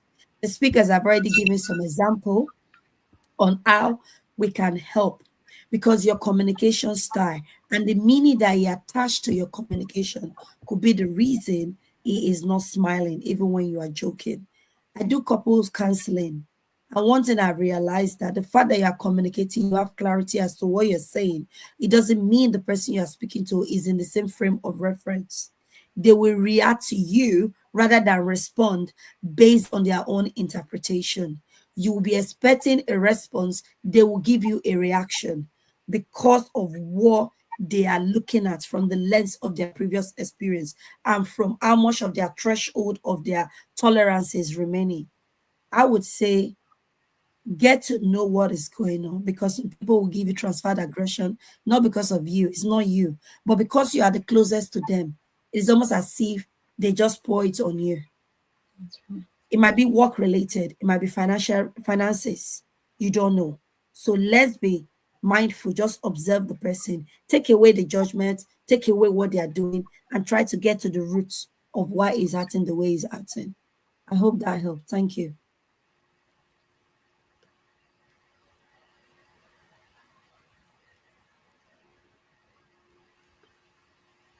Ebube, I can't hear you. You're muted. Oh wow, sorry. I knew I was talking away. Thank you. The next question, which is coming your way, says, what identity challenges arise when partners migrate, and how can they support each other through them? There's a lot of identity challenge that arise. The first one I would say, trying to acclimatize into the culture, especially our accents, is one of the identity crises that a lot of us face. You'll be speaking coherently wherever you came from, and now everybody's asking you, pardon, pardon, pardon. What are you pardoning for? You're like, what is going on? So it's almost like it's one person asks you, it's fine, but in the course of your day, you're trying to interact and do your job, and someone keep asking you, can you repeat that? Could you repeat that? That will have a way that begin to erode in your identity, in your self-confidence, because you're like, don't understand, but this is the same English that I used to pass my WAHEC, that I used to do this and all those stuff. So I wouldn't say change your accent, but make sure your pronunciation, watching TV, BBC News, and all of those stuff. You watch the presenters, the way they speak, and they pronounce some words. So sometimes when my children bring spellings from school, and I'm trying to help her, and then she's like, Mom, I don't understand what I say. I say, oh, Don, calm down. I get the Google Ads. I'm like, hey, I pronounced it. Let me hear. This is the word. And then I begin to mimic that word. So that is one thing that I wrote this thing. I'm not even going to be shy about that, right? Because our accent is different. And sometimes we'll pronounce things. So it will erode your identity. It will affect you because this is your accent. Nobody question. Then the second one is also your self-confidence. If you are someone that, I don't know, I've noticed this thing within our people. When you're in the midst of other races, there's this inferiority complex that sometimes crawl in. I don't know if it's because you want to please them. I'm not quite sure. I'm still doing a research on that because there's a lot of factor whereby you feel close proximity with people from other ethnic races, do not make you look expensive or make you look like you've arrived. So when you're around them, you just want to do everything.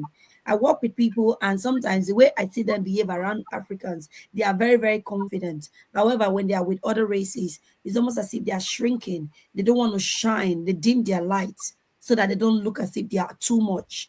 And the way we talk as well sometimes can be loud. And then when people make comments about that, you feel like you're shrinking yourself. So you're not appearing as your authentic self. I'm not saying you shouldn't appear as your authentic self, but try and make it a little bit polished and civilized so that you will be able to blend into different settings. I had to learn that. And sometimes they were like, you speak very fast. I speak very fast when I get anxious sometimes, especially during interview. I'm like, Sonia, slow down. Can you repeat that? Like, okay. And say that again. I'm gonna get Sonia, slow down. And I have to slow down. But imagine you're trying to look for a job.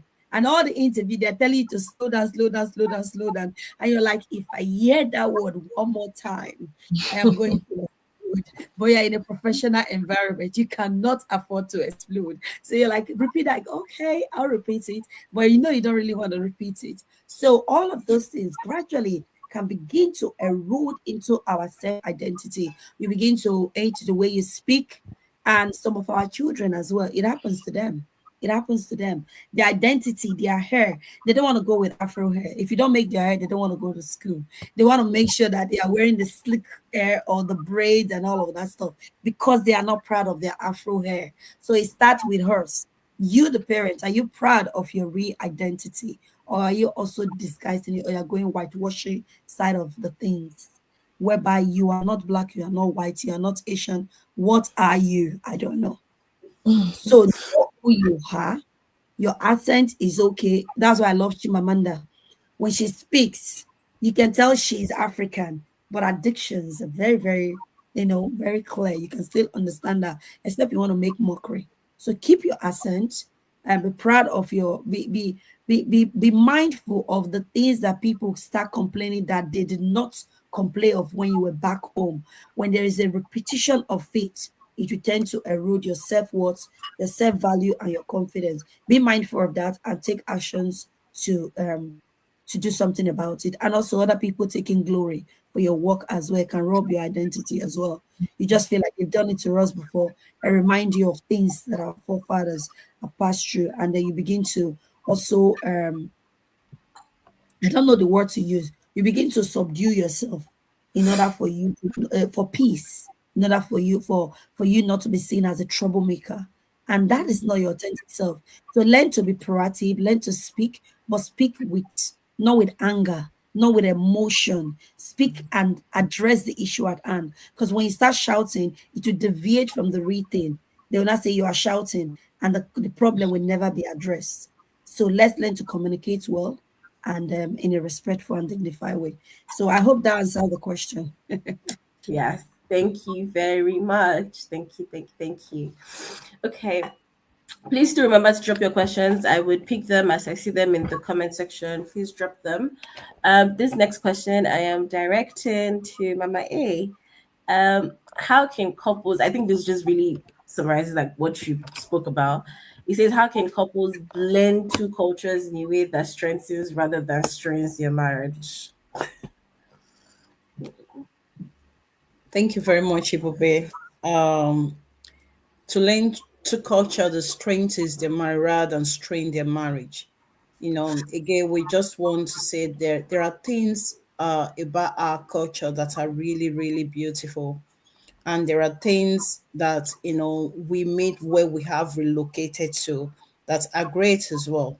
But like I will reiterate that our values, our culture, our family value should be based on scriptures, should be based on scriptures shared values.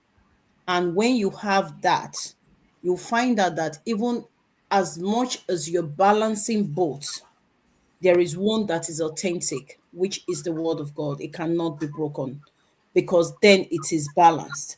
Then, if your value, what you're creating, there is peace, is respectful, there is emotional safety within it, and there is purpose, then you can see that whatever that is unique to your family, you don't lose your identity, you don't lose your authenticity, because that is who you are. For me, I know who I am. The fact that I'm not in Nigeria, I'm here. I know exactly who I am. And what forms my value is the word of God. If I'm patient with you, if I'm kind to you, if I'm respectful to you, if I do things that I'm doing with you, it's not because I'm in England or because I'm an African, but because I am a child of God. That is my core. So that is my core. So if I go to Canada, I go to America or anywhere, I will still be me because my core is authentic, and that is the word of God. So by the time you look at that and you bridge it, you can find that Sonia mentioned that there are people that you find that in a split second, they are no longer, you can't tell whether they are Africa or they are from the Asian, or they are, because they are so, they want to take everything into, and you see people that they arrived in the UK like 6 months ago, they're not talking funny, they are really, and you are wondering what's going on, you know. And the children, it doesn't just end with them. And the children, as in, they not tell them it's okay for you not to say hi to someone in there. They just see someone, they'll say hi, And that's not the way they used to, but everything has changed. So you need to know how to infuse it. If you have the word of God as your core value, you find that it will be very easy for you to balance both. We talked about dressing, we talk about meals, we talk about even the things that we do with. Now people like, oh, I only eat African meal. There's nothing wrong in learning to taste other palates as well. You can even learn how to create them, because that's what your kids are eating in school for lunch and all that. You can learn how to do these things as well. There's nothing wrong with it. But again, are we being respectful? Yes. Are we, judging others? No, don't. When you are being respectful, you know how to draw the boundary.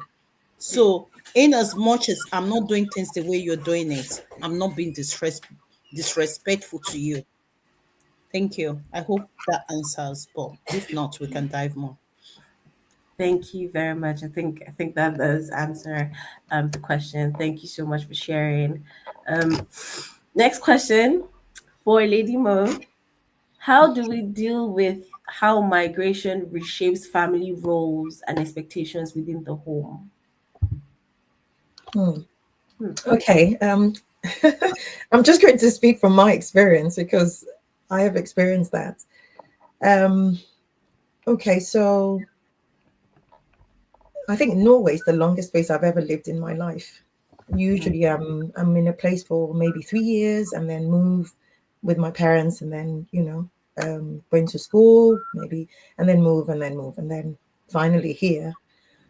When you then get married, it's slightly different because from the moving, they say travel broadens your horizon.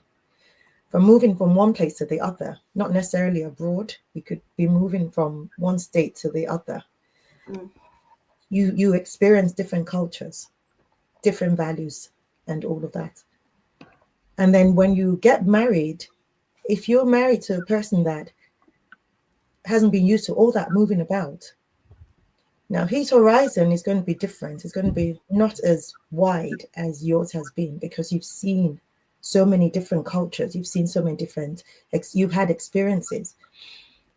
So when you come together, the idea is not to lord it over your husband, for example, that you have more experiences, you've been to more places. And it's not to also take the lead necessarily all the time and to say, I've done this before, I've done something like this before, let me show you, let's do, that kind of thing. You have to do it together. Sometimes you have to do it like you've never done it before, so that he can take the lead as well, because that is the natural order of things. Now you can be there to assist him, and so you begin to assist each other, you begin to work together, and you begin to discover things together. Not one person being sent out like a spy to discover things, and then one person comes back and says, oh, this is it, and the other person stays at home and never goes out. No, you have to do it together. You have to continue to do things together. Marriage is a union. Unity is the core of it, that you're doing things together. I always made a joke, and I used to say, I did not say that I do to be alone.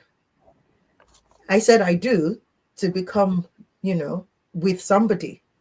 So then we will do. So I would say I did not say I do to do it alone. I said I do to do it with you.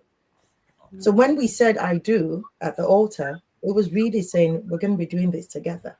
And I know that's been misplaced in a lot of, in the marriage settings in this generation and this time, where even though a lot of people have moved away from what they saw that they didn't like in their parents' marriages, they gravitate towards it when they get married as well. But if God is the fundamental of your marriage, then you recognize that you can actually do this. And so those walls are broken. Those walls just fall, they crumble, because there becomes no limits, no inhibitions. you're doing things together. Unity is such an important front. I see a lot of people when they move, and I hear stories also of a lot when they move from somewhere and they move to another part of the world, especially where the cultures are different.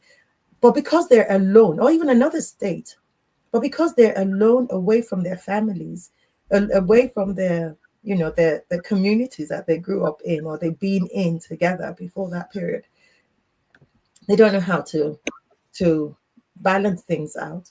But the truth is, if you've always seen yourselves as together and a team, it wouldn't be difficult wherever you pluck yourself to move to in the world.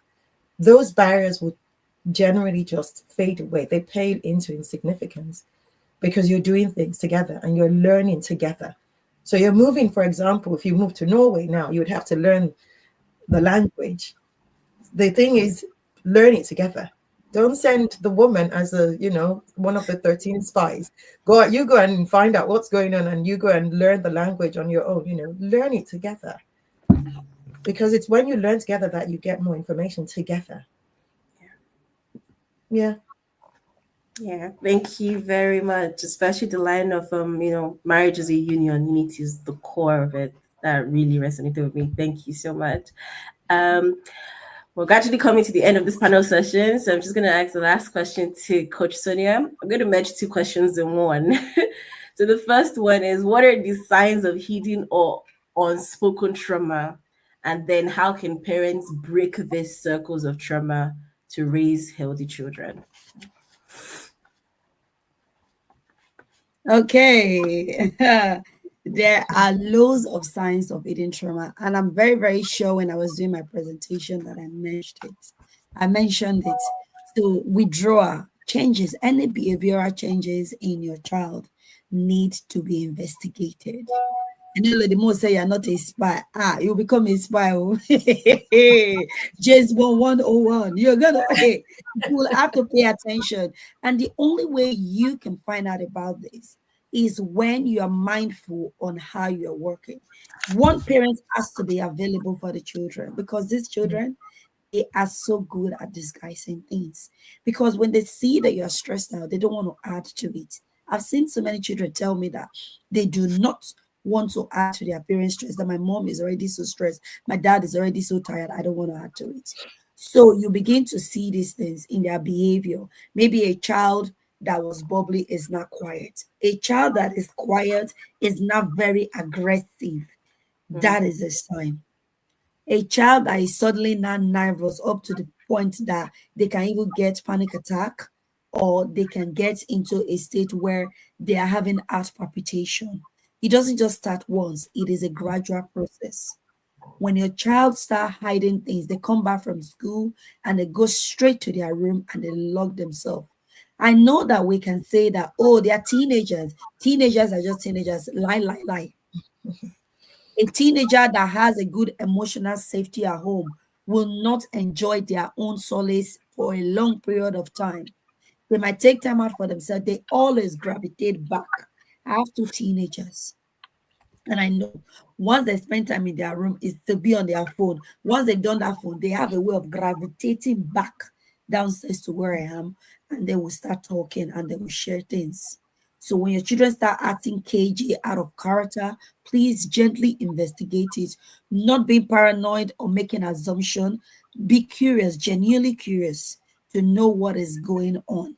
Pay attention to when they're talking. Maybe there is a friend that they are always talking about and they are no longer talking about it.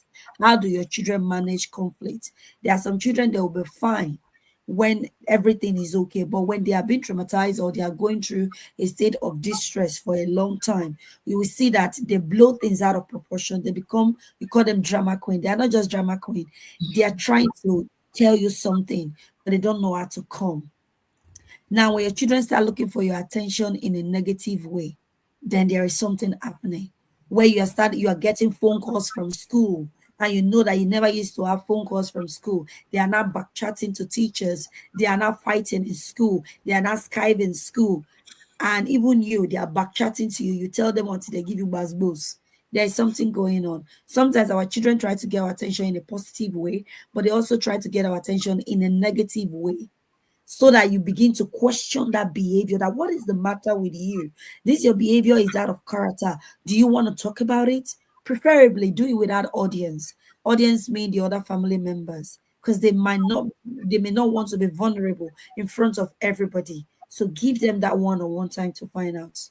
When there is a decline in their academic performance beyond their capacity, you will know there is problem.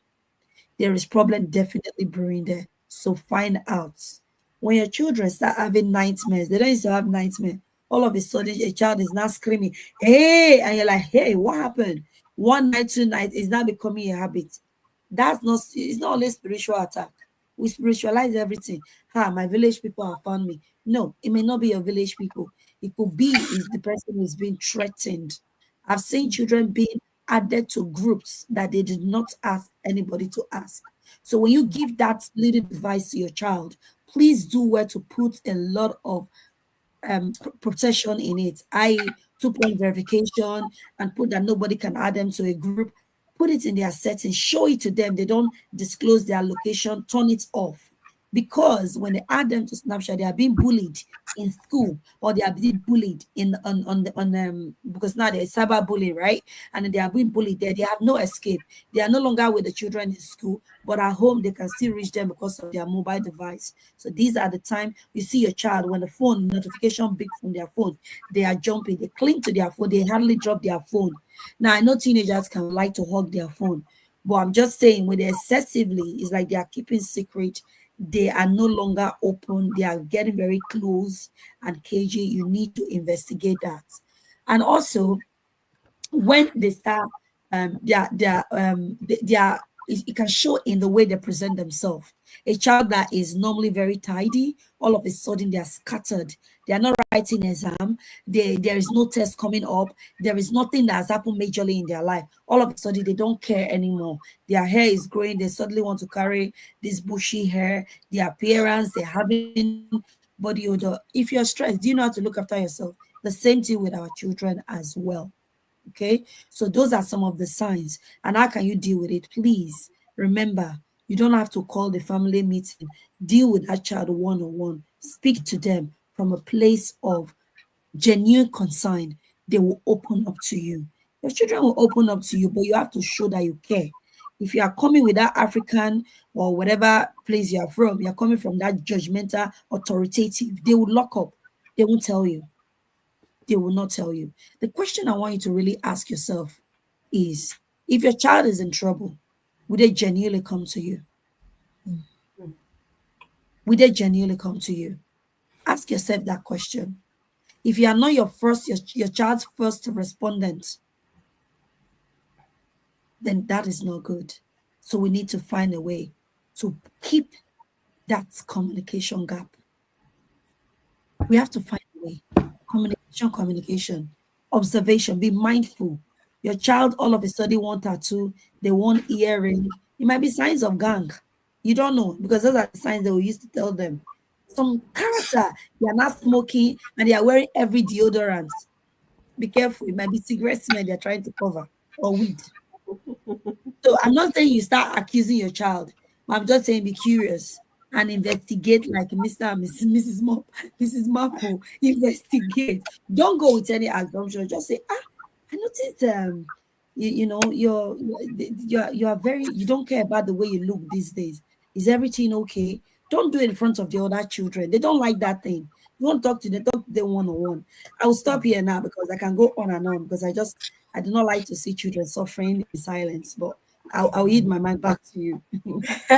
Thank you so much, Coach Sonia. I see that there's another question. I was drop the other questions. I know that we can't answer everything here, and that's why we, Coach Sonia, introduced the Resilience Bridge, which is a WhatsApp group community. There'll be monthly webinars, so we'll take the opportunity with those monthly webinars to also address some of these other things that have been raised. Okay, so I know that for everybody that registered, you would get a feedback form, and it also give you a link to join the Resilience Bridge. So please do. I'll be able to address a lot of your other questions and concerns.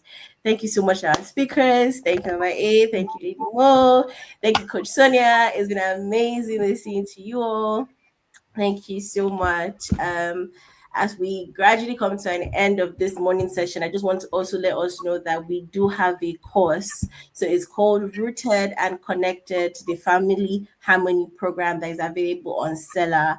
So from you all being here, you know, if you're a parent that desires a peaceful home, a family that has understanding, everything we talked about, building real connection, it requires love, but it also requires awareness, requires empathy, requires intentional action.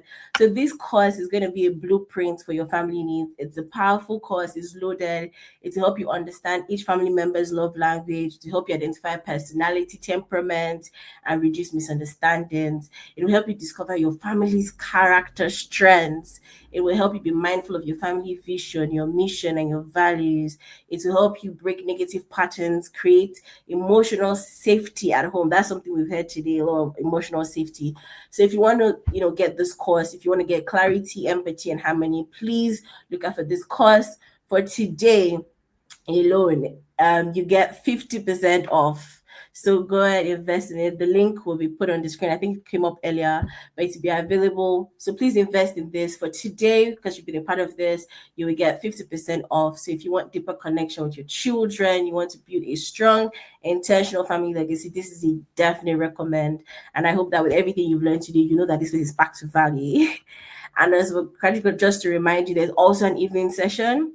So if this morning session has been amazing, the tips, you've learned a lot, and then you can imagine how interesting the evening session would also be. So please register and be on the lookout for that one. It's been an absolute pleasure anchoring the morning session, and I'm now going to hand over to Coach Sonia as I sign out. Thank you so much. Ebube, thank you. If you appreciated everything Ebube and Lady, Ebube did, and Lady D as well, please just drop in the comment section. Just thank them. Thank you so much, Ebube. I really do appreciate. We are people of honor, and we want to just quickly say that we appreciate your time. We spent about 27 minutes past the time. So I do apologize for that. We just want to say thank you. Please do share, because the teenagers are going to be in session 2. See, you are hearing from us. We are secondary researchers. The primary researchers are going to be here in the evening. They are going to tell you, they are going to tell you with their own mouth, how they experience things, what they experience in schools, in the community, and the things their friends experience as well. You are going to hear from them. They're going to speak, and they will hear. And then we'll have our other speakers coming in as well. And there'll be more time for a bit of a panel questioning again, whereby we answer some of your questions. So do well to share with people, tell people to come on board and come and listen, so that, I believe in a very proactive approach, not a reactive approach. I don't have the energy to be reacting up and down, right? So it's digital intense now. I just want to do the right thing and also work with people that will also enhance, so we can use our energy for our family and for ourselves as well. Thank you so much for joining us today, and I will see you all in the evening. Ebube, thank you so much. Let me leave. Thank you so much. Thank you, everyone. See you at the evening session. Bye.